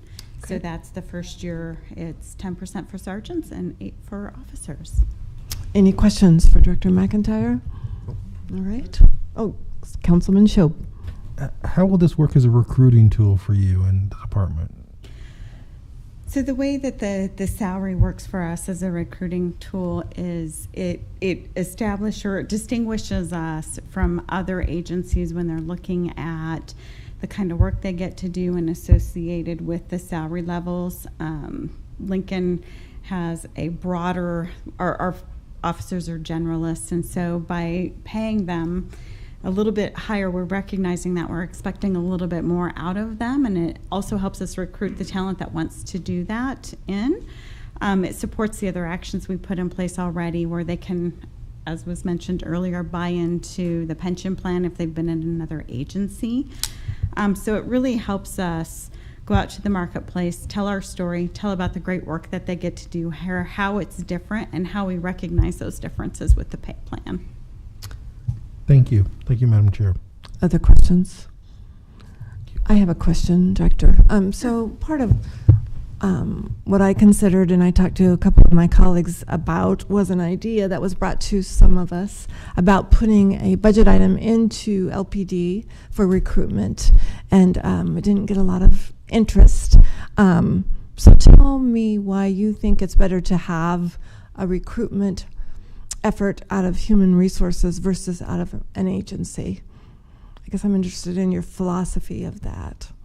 So I think when you look at recruitment from human resources, the thing that is important is that we take a broader picture of what does talent look like across the city of Lincoln. How do we align our recruiting efforts and make sure that we're positioning all the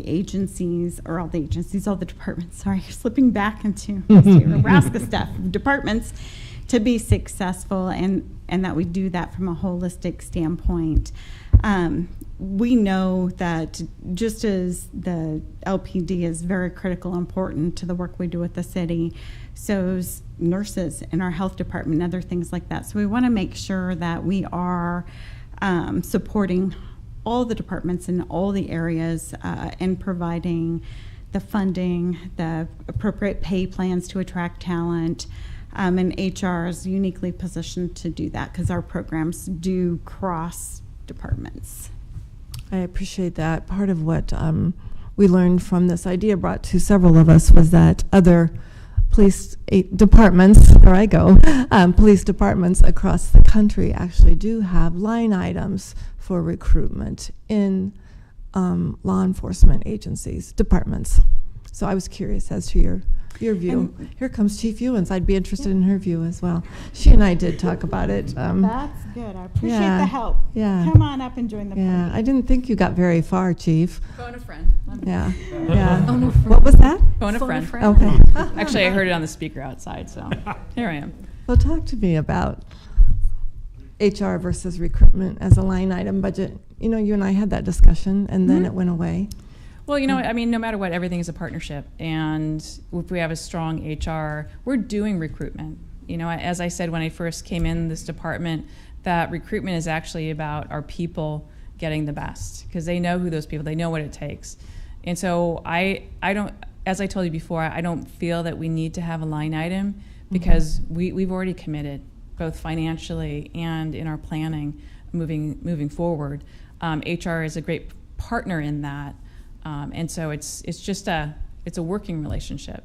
And so that's how I view it. That's how we have talked about it.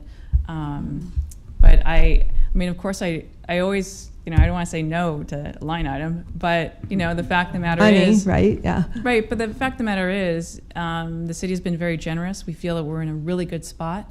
And right now that need is not at the top of our list because we're already doing it.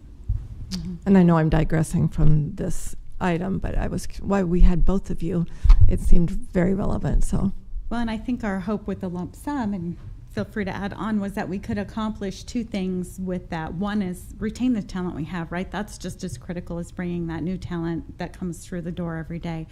And so that lump sum bonus helps us retain the talent we currently have, which is really important.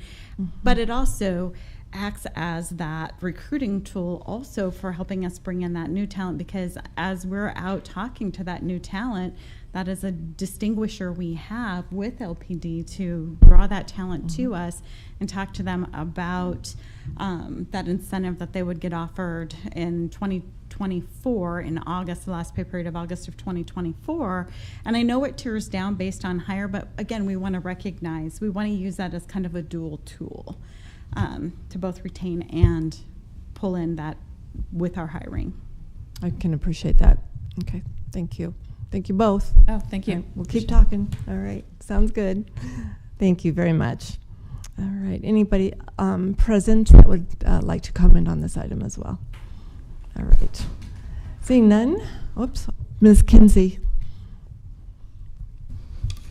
Jane Kinsey with Watchdogs. Lincoln tends to be a little bit behind the rest of the country. But if you look around among business and how people are seeing the culture at this time, money does not mean that much. They have done surveys, and ability to be flexible about their working hours, their time off, their consideration of their families is becoming much more important than money. I'm not sure that this has come down to Lincoln, from what I'm hearing from the council and from these department heads today, but you may find that this will come to Lincoln if it isn't already here, in the minds of the public or the people who will be taking the jobs. So again, I would reiterate what I said before. Thank you. Any questions for Ms. Kinsey? Discussion? All right. Okay. Seeing no other persons interested in this item, Madam Clerk, can we move on, please? I'll be calling item 6C, amending the pay schedule for employee group whose classification are assigned to the pay range which is prefixed by C by changing the pay range class 5338 facility maintenance supervisor from C29 to A14. And she's back. There's steps in. Barb McIntyre, Human Resources, 555 South 10th. So this is really, what we're doing is recognizing that those facility maintenance staff are doing work that's comparable to others in a different salary range, and we are just bringing that up for comparability purposes because we do want to ensure that people who are doing like level work of responsibility and complexity are all paid in a comparable way for that work, and that we don't have any disparities between those groups. So all we're doing is really aligning it with this. Thank you. Questions for Director McIntyre? Okay. Seeing none, thank you very much. You're welcome. Thanks. Anyone here that would like to speak on this item?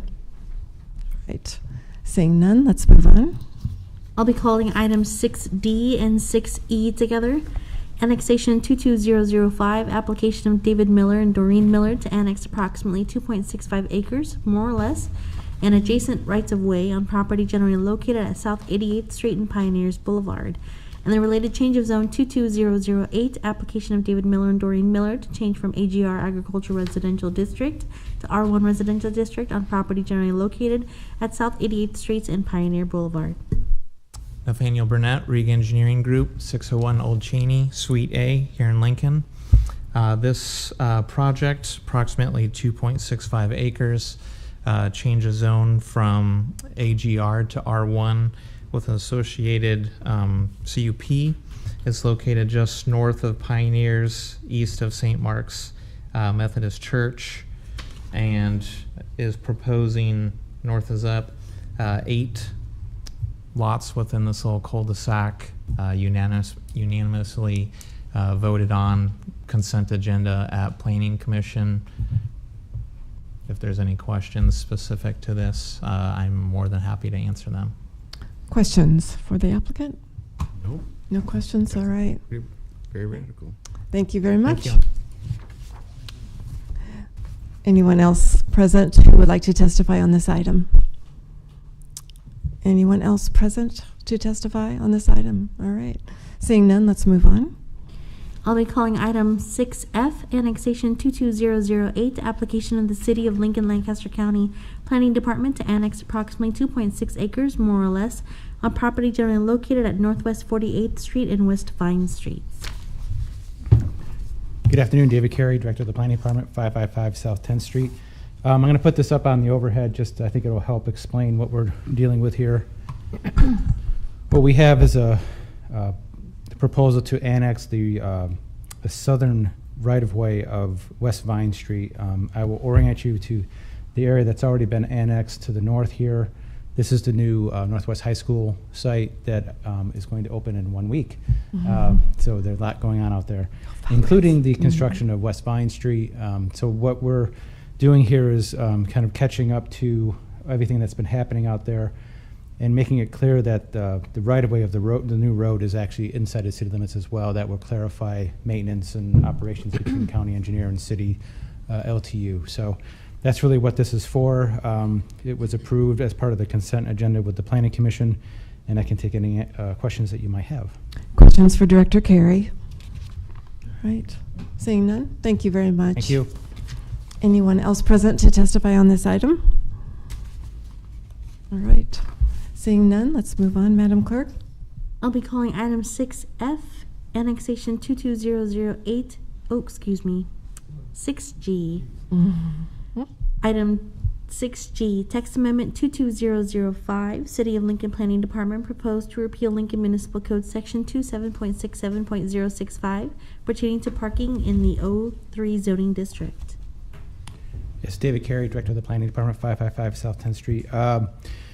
This is very much a cleanup item. We are bringing this forward mainly because in just about a year ago, in 2021 August, we had Text Amendment 21006, and that was dealing with the parking requirements, and in particular, specifically in the O3 zoning district. That's when we changed it from two per unit down to one, which is being reflective of what the market is demanding and what is happening, as well as to make sure that the multifamily dwellings are able to happen fairly efficiently. There was a section here, this is the section of Lincoln Municipal Code 27.67.065 that had a leftover remnant that was inconsistent with that change. And so really what all this is doing is striking that entire section so that it's no longer in conflict with the change that we already approved last year. So that's really what is before you today. It was on the consent agenda with Planning Commission, was approved unanimously. And again, it's for the O3 district, and just making sure that we don't have duplicated and inconsistent regulations. Questions for Director Carey? All right. Seeing none, thank you very much. Thank you. Anyone else present to testify on this item? Seeing none, let's move on, Madam Clerk.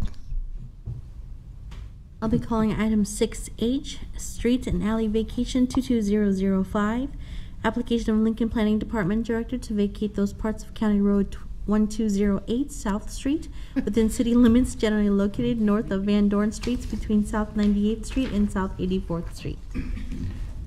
I won't need my workout tonight. David Carey, Director of the Planning Department, 555 South 10th Street. What is before you today is, historically speaking, a pretty interesting thing. We've had something in the form of right-of-way for South Street on the books for many, many years. What is happening here is that the Wandering Creek development that has been moving forward out there and really providing a lot of opportunities for housing is developing, and they are providing their internal road network that allows for the traffic distribution out there in this area. This item, which is, as you can see on the overhead for the map, you're probably not seeing it yet, it is a very linear version of South Street that back in the day it was considered kind of what we thought was going to happen. In consultation and coordination with both the county attorney's office and the city attorney's office, it was deemed the most appropriate and safest bet to go forward and treat this as if it was existing right-of-way and basically vacate it. And then we also are recommending that no payment is required and that if needed, it could be deeded to property owners that are adjacent to it, mainly because it's never been considered a right-of-way, and we're not developing the area as such. So it's before you as a street and alley vacation to free up that land, and then recommending that it not require any payment for it. Thank you. Any questions for Director Carey? Comments? All right. Councilwoman Washington? 1892, huh? 130 years, Uh-huh. apparently. So it's not really a formal right-of-way. This is so interesting. It was just Was platted. it was platted. It had but- some formality to it, but it was never, it never used the term right-of-way. Okay. It was a big plan. Thank you. Interesting. Okay. Very good. Seeing no other comments, thank you very much, Director Carey. Thank you. Anyone else present that would like to comment on this issue? Seeing none, let's move on. Okay, I'll be calling items 6I and 6J together. Change of zone 22018, application of Brad Alderman to change from AGR Agricultural Residential District to O3 Office Park District on property generally located at 6601 South 70th Street. And the related use permit 22006, application of Brad Alderman for a use permit in an O3 Office Park District on 4.82 acres more or less with associated waivers on the property generally located at 6601 South 70th Street. Good afternoon, council members. My name is Mike Eckert with Civil Design Group, 8535 Executive Woods Drive, Suite 200 here in Lincoln, representing Brad Alderman, a local dentist, on this site in question. I want to pull up a few exhibits to orient you a little bit more on the larger scale. On this first exhibit will show us the parcel. So this is South 70th Street, Highway 2, so you've got Home Depot on the east and the Country Meadows neighborhood to the west, and then there's been some development of self-storage and a couple office buildings there immediately to the south. This is a little better shot of it zoomed in. What's going on is the church here decided that they had some excess property that they determined they probably would not need. That church had expanded over the years, and they're there with a gravel parking lot, and they desire to get that paved, and so they decided to put the property on the market. And Mr. Alderman put together an offer, and subject to the approvals that we're here with you today. This is a rough site plan that was done initially for this submittal. We did ask for a waiver of the details so we could get the zoning through, and we'll come back with the hydrology and everything else. We are showing some detention here on the south side. Most importantly, what I want to point out on this exhibit is this is Marcus Road that comes in from the Country Meadows group, and one of the favorable things we got accomplished was the agreement of staff, LTU, and planning, as well as Lincoln Fire and Rescue to terminate Marcus Road, and we're going to terminate it on our property with a hammerhead kind of turnaround there that a fire truck can pull in to one end, back up to the other, and get back out. And this is going to alleviate any kind of a connection from here to 70th Street, which also then, in the neighborhood's favor, alleviates any cross traffic through their neighborhood.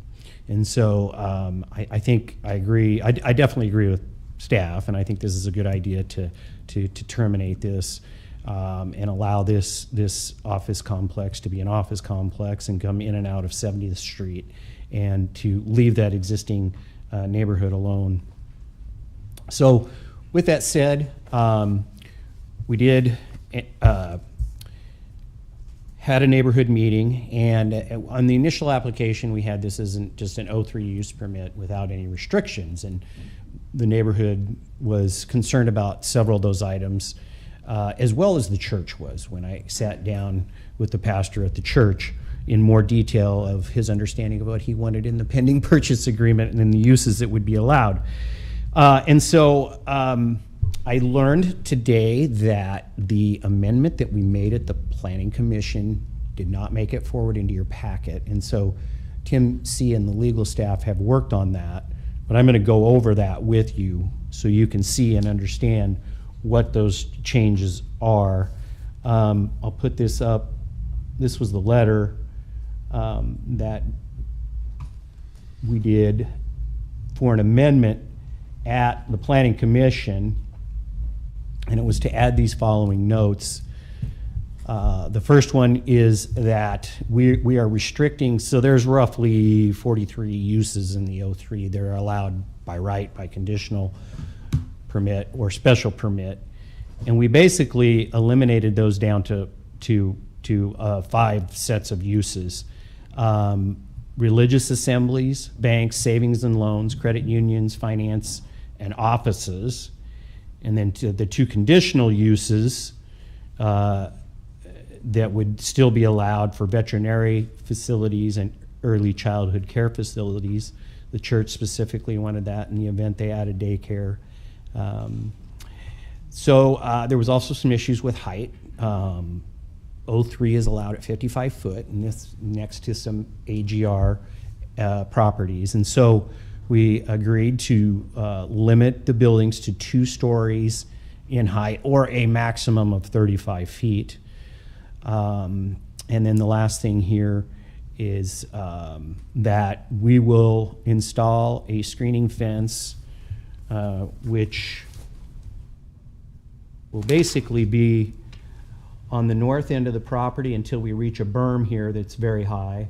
And then when we come over here, a 6-foot fence here for those lots that have commercial uses. So we still would not do any screening for the existing church. There's no screening in place today for the existing church. It would be on any of these commercially platted lots, when they're platted, that we would be required to put the fence in prior to building permit application. So that was the 4th item. The other items then that were added was that we agreed with Mrs. Batterman, who lives here in this to do a increased setback. The O3 setback is side yards. That's classified as a side yard for us, and we have to match the existing zoning if we give up residential, and the AGR side yard is a 15-foot setback. We agreed to give her an extra 5 feet and go to 20 there. So that was item number 5. And then item number 6 was an item that kicks in via the subdivision code, which is that when you terminate a street, that it must be named either Court, Bay, Circle, or something else. One other choice, I think we had 5 choices. And so there was a note in the Planning Commission report that said that the applicant, Brad Alderman, should apply for a name change that would affect 1, 2, 3, 4, 5 houses that have been there for 30 years to change their address from, say, for example, 6830 Marcus Road to 6830 Marcus Court. And there were a few neighbors that testified and sent in opposition to that, wanted that removed. We're completely indifferent to it, but we support it. And so that is the 4th item, to remove the condition that those 5 homes need to change their address after we make the application on their behalf to change them, which, as you know, would affect so many things: mortgages, credit cards, Social Security information. And they've been in GPS systems now for decades as Marcus Road, so leaving it as Marcus Road, I think, does no harm. So that's a subdivision requirement that, and we're doing a subdivision with our termination of it, as we showed, but that's, as we know, generally for new subdivisions. When we have a cul-de-sac, we name it Circle, Court, or Bay. And so we would support all 6 of those items and changes that we made. So we really have taken O3 down to a very specific set of uses that if somebody else wanted to change those in the future, they'd have to come back to this body to do that, as well as increasing the setback to Ms. Batterman and removing the provision to have these folks have to change their addresses. So Tim C. and I worked on that this morning as soon as I learned that somehow that amendment and all the conditions from the Planning Commission, they're in the minutes, but they didn't get in your packet. So that is what we want to go forward with. And I don't know that we have any neighbors here today. There were neighbors that testified in support of the that they would prefer it to be RT, residential transition. And I've got charts if we need to look at them on the amount of uses that are allowed in RT. It's more than we're straining ours down to. It has smaller setbacks, but the reason we really don't want to do the RT is because it's limited to a 5,000 square foot building footprint. So if Brad were to get a doctor's office that wanted to come in and do a 10,000 square foot building, they couldn't do it in RT, but they can in the O3. So we've limited the uses, which I think satisfy the neighbors and the church, and we'll go forward with what I'm going to call O3 Light for this project. So with that, I'd be happy to answer any questions you have. Councilwoman Raybold. Thanks, Mike. Can you tell us what is the square footage of each one of the buildings? On the drawings that were provided, it looks all Yeah. blurry, so we cannot tell. I was trying to do the same Were you trying to thing. do that too? So these were examples, just sitting down, talking a little bit more with Brad. So this north building is at 8,000 square foot, followed by, the 3,150 square foot building, which is one Brad will probably put his practice in. And then just showed how a big one would work with the 17,000 square foot. We will amend this when he gets his users. We're probably going to amend this and move Brad's building down here closer to the entry so we don't have to build as much parking lot. And the reason we showed a building here, and even in our revisions we've worked on, we want to get this mass parking area here that will be available for the church, and we'll have cross parking so it's available for the offices. So, but I didn't quite catch that. There's 3 buildings. So the first one you said is 8,000, but you're counting the second story on that one, or? No, so as we had laid this out, they're all single story buildings in this example. Okay. We want the flexibility to go to 2 if that's needed. And then what staff did recommend is that if the church went away someday and they wanted to convert that to office, they did a calculation, and I think the 9,850 square feet, that is the church, would go to 16 or 18,000. So thus the total square foot that's also in the use permit request. I'm sorry, I'm still not following along. Could you just tell me what is the square footage of the big building, then the middle-sized building, and the little teeny one? So this is 17,500, Okay. 8,000, 3,100. Thank you. And then one other question on the road. Don't they already have, on Marcus Road, don't they already have a sign that says not a through street by any chance? You know, I don't know because it was not planned that way. In terms of, it was terminated with the barricades and the anticipation that it would be extended. So I do not know the answer to that question. I know those are put on roads that are cul-de-sacs when they know there's not one, but. Okay, I have one more question. On the north side of the property, what is that setback, and you're requesting a waiver from that setback? Is that correct? No. On the north side? We're requesting to increase it. You're requesting a what? To increase it. The setback from? We are promising that we will increase it. So when O3 side yard abuts a residential district, you shall have a side yard setback in your district that it is in theirs. AGR's setback is only 15 feet for a side yard. So we originally had 15 feet. And we've agreed to give 5 more feet. Okay, thank you. Councilman McInnes. Yes, thank you. How many parking stalls are planned on this plan here? So we will do the 1 per 300 standard with the cross parking easement with the church. So I don't have that number, Richard, but. So if you're going to build 45,450 square feet, we'll provide, what is that, 120 or 30 parking stalls? Right. Okay. I was just wondering, because medical usually takes a lot more parking. It does, depending if on the you're gonna use. keep it a We've medical- talked with Brad about that. If that happens, we'll end up with less square foot and more stalls. Again, depending on the cross-parking access with the church and how the site plan works. As you know, that was modified a few years ago from 1 stall per 225 to 1 stall per 300. But this is a situation where the developer would shoot himself in his own foot if he decides to go that way. And I think with the termination of Marcus Road, we're not as concerned about that as we might have other be with. There's no ability for the people to stray onto Marcus Road and park with the closure of it. They could walk over there. Okay. Councilwoman Washington. Thank you, Madam Chair. I want to compliment you and the developer, the applicant, for the screening that mimics the screening that we asked of an application a little ways ago that's just adjacent and southwest of you. So Okay. Really, thank you. Well, we could have done the 60% of an area with trees that are not full grown, and you know, we really feel like this is a change for them. They probably knew something was coming at some point, and hopefully now they feel like this is the best of the evils that could potentially happen. But full screening, even though it's an office complex and there wouldn't be that much traffic after 5 p.m., will really help on headlights and other things like that, as well as the height limitation.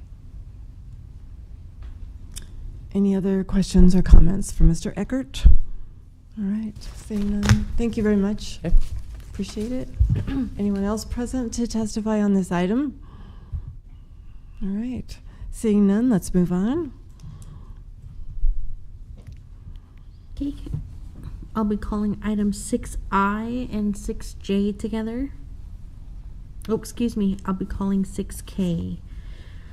Street and Alley Vacation 22002, application of Oleg Stepanuk to vacate a public alleyway from the south right-of-way of West Monroe Street to the north right-of-way of West M Street on property generally located southeast of Southwest 44th and O Streets. Is there anyone present to testify on this item? Are we good, Director? Would you like to talk to us about it a bit, if you would, please? Thank you. David Carey, Director of the Planning Department, 555 South 10th Street. A lot of vacations and right-of-way talk today. Again, I think the visual will help the most here. What we have is a very skinny alley that had been platted out in the past that is runs in a north-south direction from West Monroe Street to the north right-of-way of West M Street. And this is out along West O Street. This is just basically the allowing for the property owner to better utilize that land. It is not needed. It is not something that is planned to be used in the future. And then as a more straightforward vacation of an alley or a street, we do require, in this case, fair market value of the value of the property that was identified by the Urban Development Department at $5,607. That has been paid. That is to the city clerk now. So we are in a position to recommend for you to consider this and to take action on it for approval. Thank you. Questions for Dr. Carey? Comments? All right, seeing none? Oh, no? Okay, thank you very much. Thank you. All right. Anyone else present to comment on this item? All right. Seeing none? Madam Clerk, can we please move on? I'll be calling item 6L, an ordinance amending ordinance 21257, establishing the pilot program temporarily governing food trucks in the public roadways of the city. And just for the record, I'm going to pass the gavel on to Vice Chair Beckius and talk just a little bit about this issue before turning the microphone over to Director Dan Marvin from Urban Development. This is an ordinance that we've tried to do many times and pre-pandemic, but this is a food truck ordinance to help our industry of food trucks in Lincoln, Nebraska better serve themselves and us in downtown and other areas of Lincoln. So I want to thank the Department of Urban Development and all their work in getting us this far, and we have some people present that are going to talk more about it. So once more, here we are, and thank you, Director Marvin, for being here and the work of your department on this ordinance. Oh, take thank it you, away. Council Chair. Dan Marvin, Urban Development, 555 South 10th Street. We've been working with the Law Department. What we are doing is a continuation of expanded uses of food trucks throughout the community.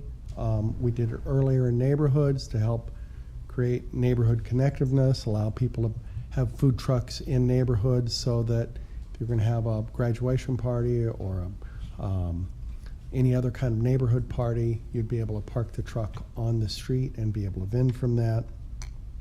On the screen pops up here, when we were having meetings about this in March of 2020, just as the pandemic was coming out, we identified some areas where there would be locations for food trucks. This is near the state office building.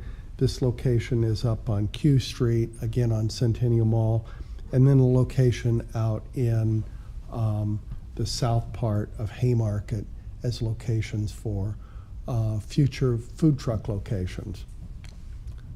This is a pilot, so these would be the first 3 locations that we would make available, but it's what is before you is the ability to amend this, to grow this area into other areas, but this, as a pilot, is basically for the month of September and October. The weather's going to turn bad, we're going to take back the information, and then over the winter we should be able to rewrite the ordinance so that it's more comprehensive and more permissive in other areas. How would you go about doing this? We will post on the Park and Go website a phone number so that people will be able to phone that number and they'd say, I operate a food truck, I'd like to be over at the location by the state office building. It'll be on a first come, first served basis. The days that we will operate that will be more market driven. So if there's no interest on a Monday, likely we wouldn't hood the meters on Monday and we wouldn't have food trucks over there. So it'll be somewhat market driven. We think that this has a lot of positive benefits for the downtown. We've heard of businesses trying to get people to want to come back down to work because we work remotely a lot more than we used to. Some businesses are providing free food to their employees, but I think this is a way of creating some activity on the street in areas where they're underserved by some restaurants, and that will help foster people going back into the offices and being able to go out and have lunch without having to walk, multiple blocks to get to a restaurant. I'll stop there because I know there are other people down here who want to speak, but I'll also open it up to any questions that you might have too. Any questions for Director Marvin? All right. See none. Thank you very much. Appreciate it. Others interested in testifying on this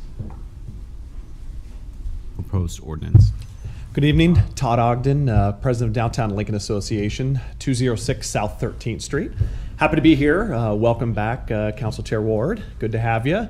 And yeah, so we've been talking about this for a while, it seems like, and for downtown, a lot has changed in the last couple of years for us, certainly. Before, if this would have happened, 10 years ago, we'd have every restaurant telling me that, hey, come here, tell them we don't want food trucks at all, to now where downtown, we're looking for as much activation as we can possibly get. And a lot of our restaurants, with COVID, you'd think there's not enough people here to support some of the restaurants. When we're here in a lot of restaurants, it's the exact opposite. Like, we're swamped. We need more help to help provide some of these services. So people are going out. It's still in hiring employees and getting that product. So where we can find employees and product, that's what we want to help, especially in heavy areas. And for this, especially having that opportunity to do something like this. And I love how our community has kind of worked both ways, where you could see when Yo Muchacho himself, Nick Masis over there follows me, like he has both brick and mortar and food trucks. So he's going to have a lot of great perspective on what that does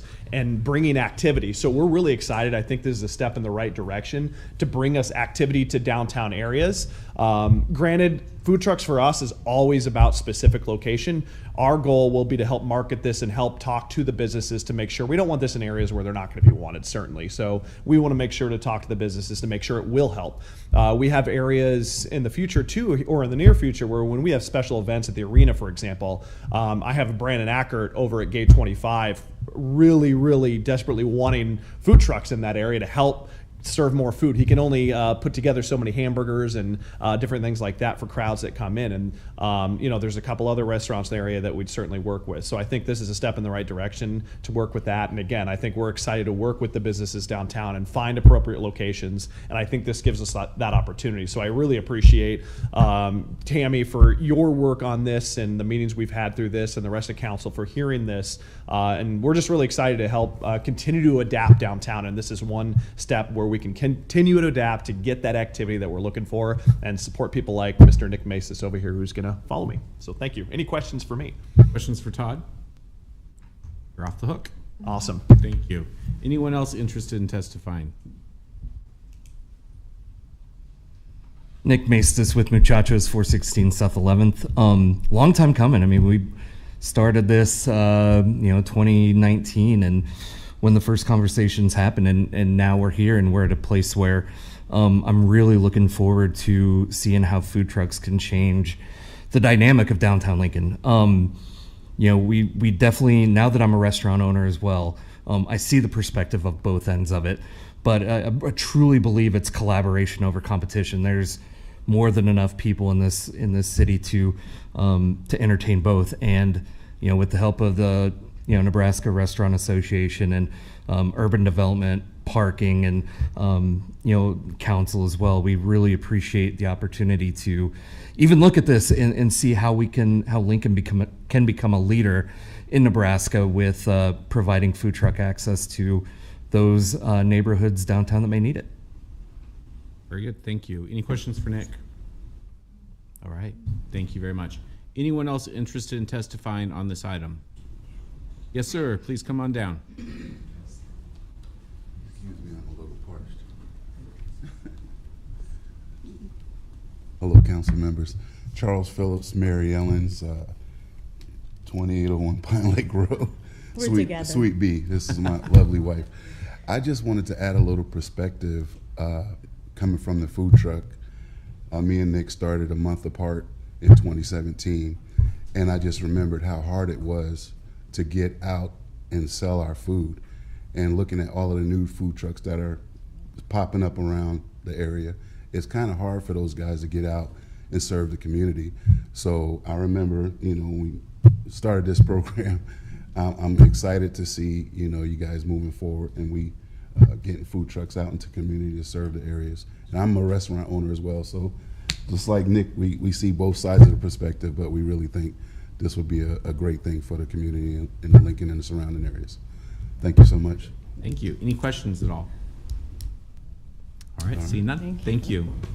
I'm sorry. Okay.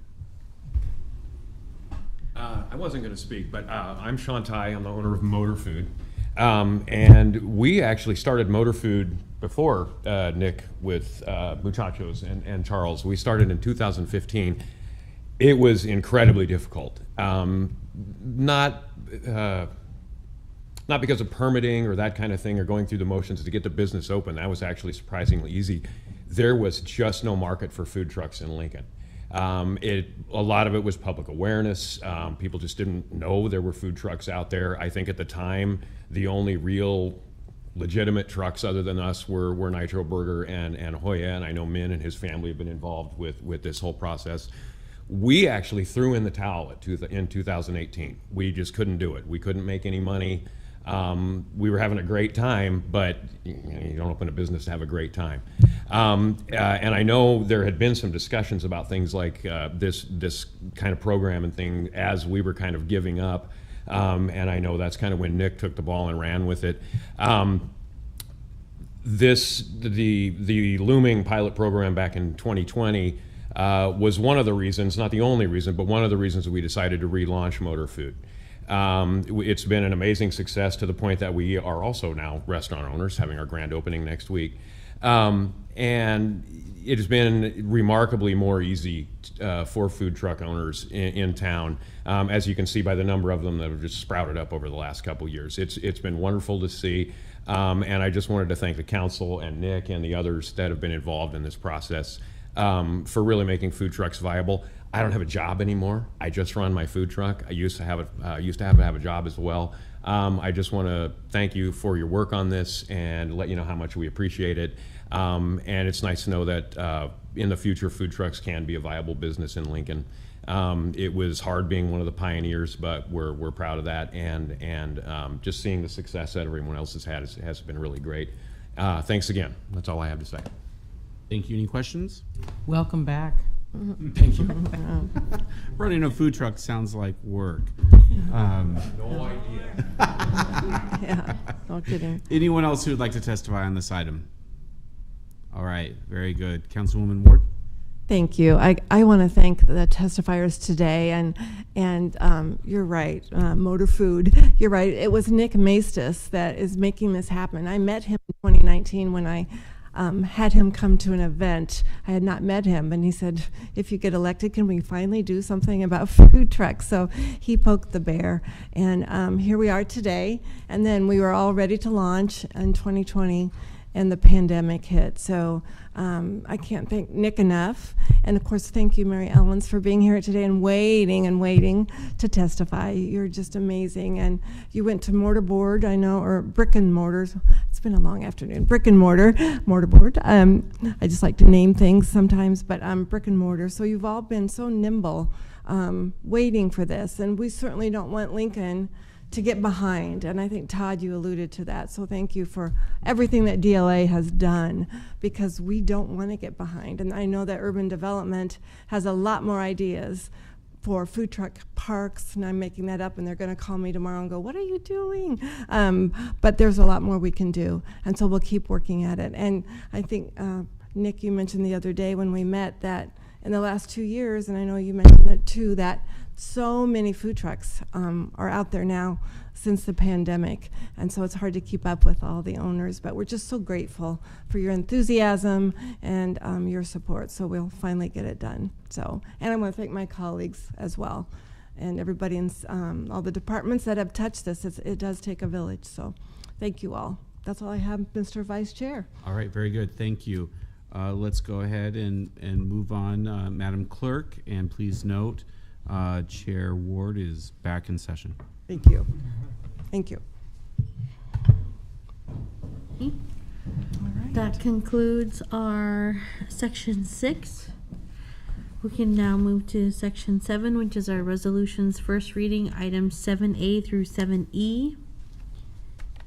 Our ordinances first reading and related resolutions are items 8A through 8J. Our pending list date certain are items 9A through 9U. Wowzers. And section 10 pending list is item 10A. I believe we have a motion on item 10A. Correct. Councilwoman Washington? Yes, I will make. All right, microphone. I will make that motion. I would like to move to bring an item on pending back onto our agenda for September 12th, 22. I'll second. It's been seconded by, moved by Councilwoman Washington and seconded by Councilman Beckius. Could we please call the vote on this motion? Raybold?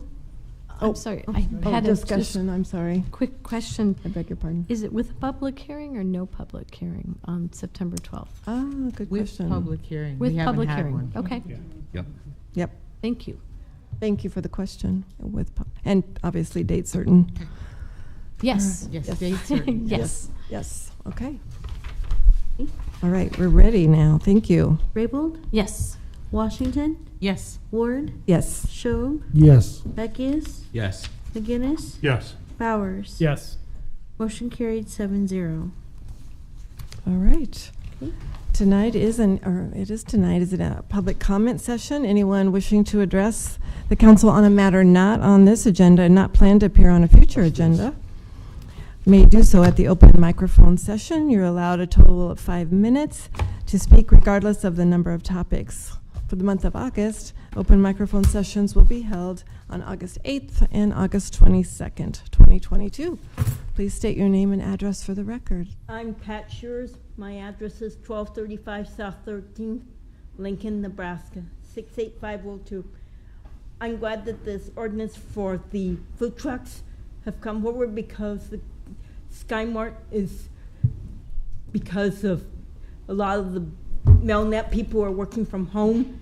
He's been doing food trucks, his food truck at different locations, and a lot of the people from the state that were working from home that got moved over into the state office building that were over in Gold and that area has cut his business because of people, Melnet and others, working from home. So he's doing more with with the delivery truck. And the other thing is that people that brought forward on a budget a while back about the Star Trend saying people couldn't write it, it was because when the pandemic first started, people were asked to stay home unless they had work or had to get things once a week or whatever. I think that was what that was about a while back, and then the Star Trend was trying to go with the rules. Okay, thank you, Pat. Any questions for Pat? Any discussion? All right, thank you very much. Anyone else care to testify? Please come forward.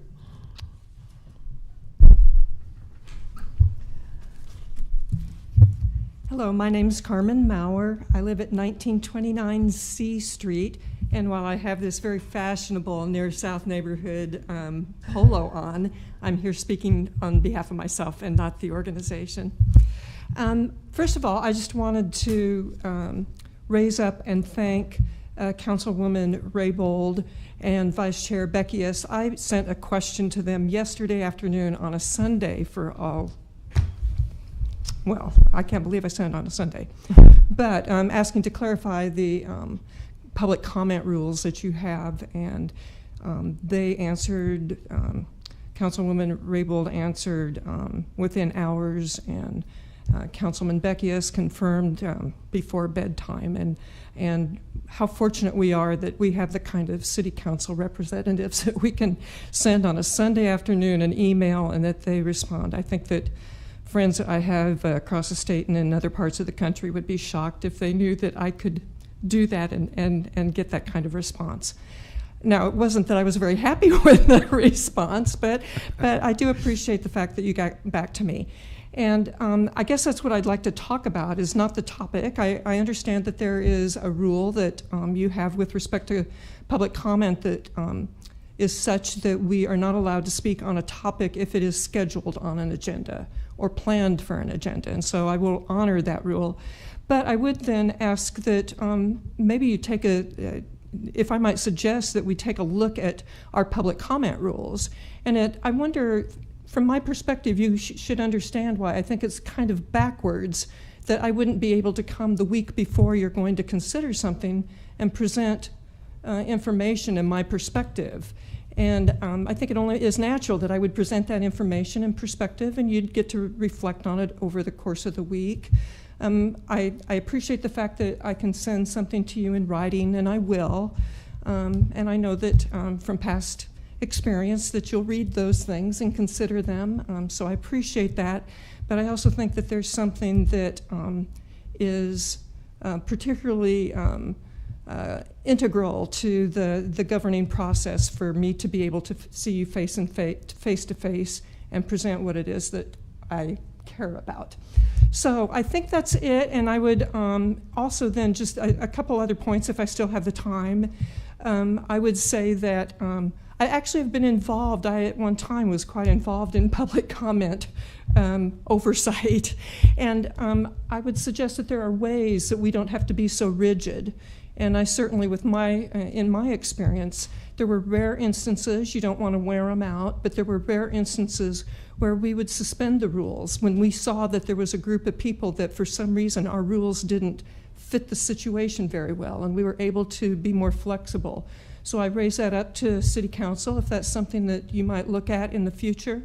And the last thing I would say is the website, I thought, I'm not the sharpest technical person in the world, but I really had a hard time finding out how to engage in public comment. I had to click down several levels, and then I got an FAQ that I needed interpretation.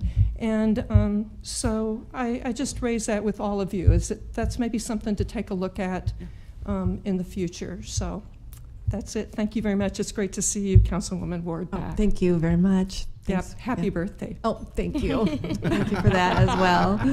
Thank you for testifying. Were there any questions for Ms. Maurer or Carmen? We're glad you're here.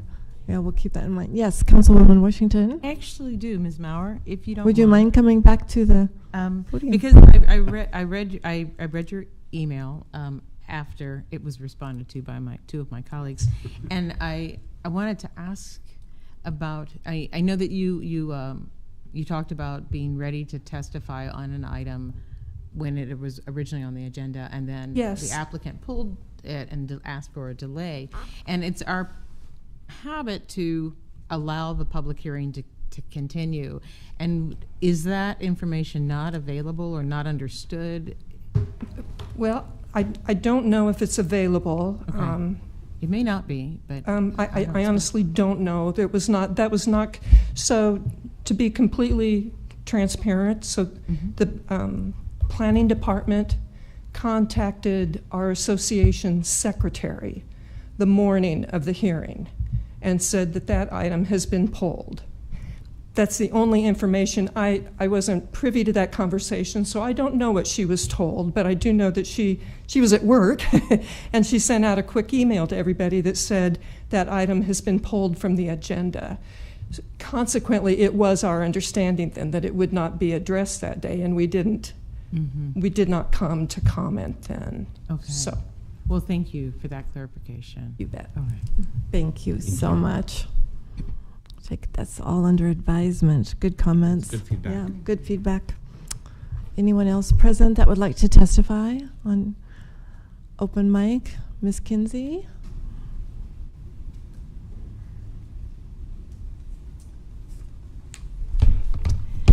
Jane Kinsey with Watchdogs. There's a lot of help for people, low-income housing that's coming up, multi-unit housing included in larger direction or larger developments.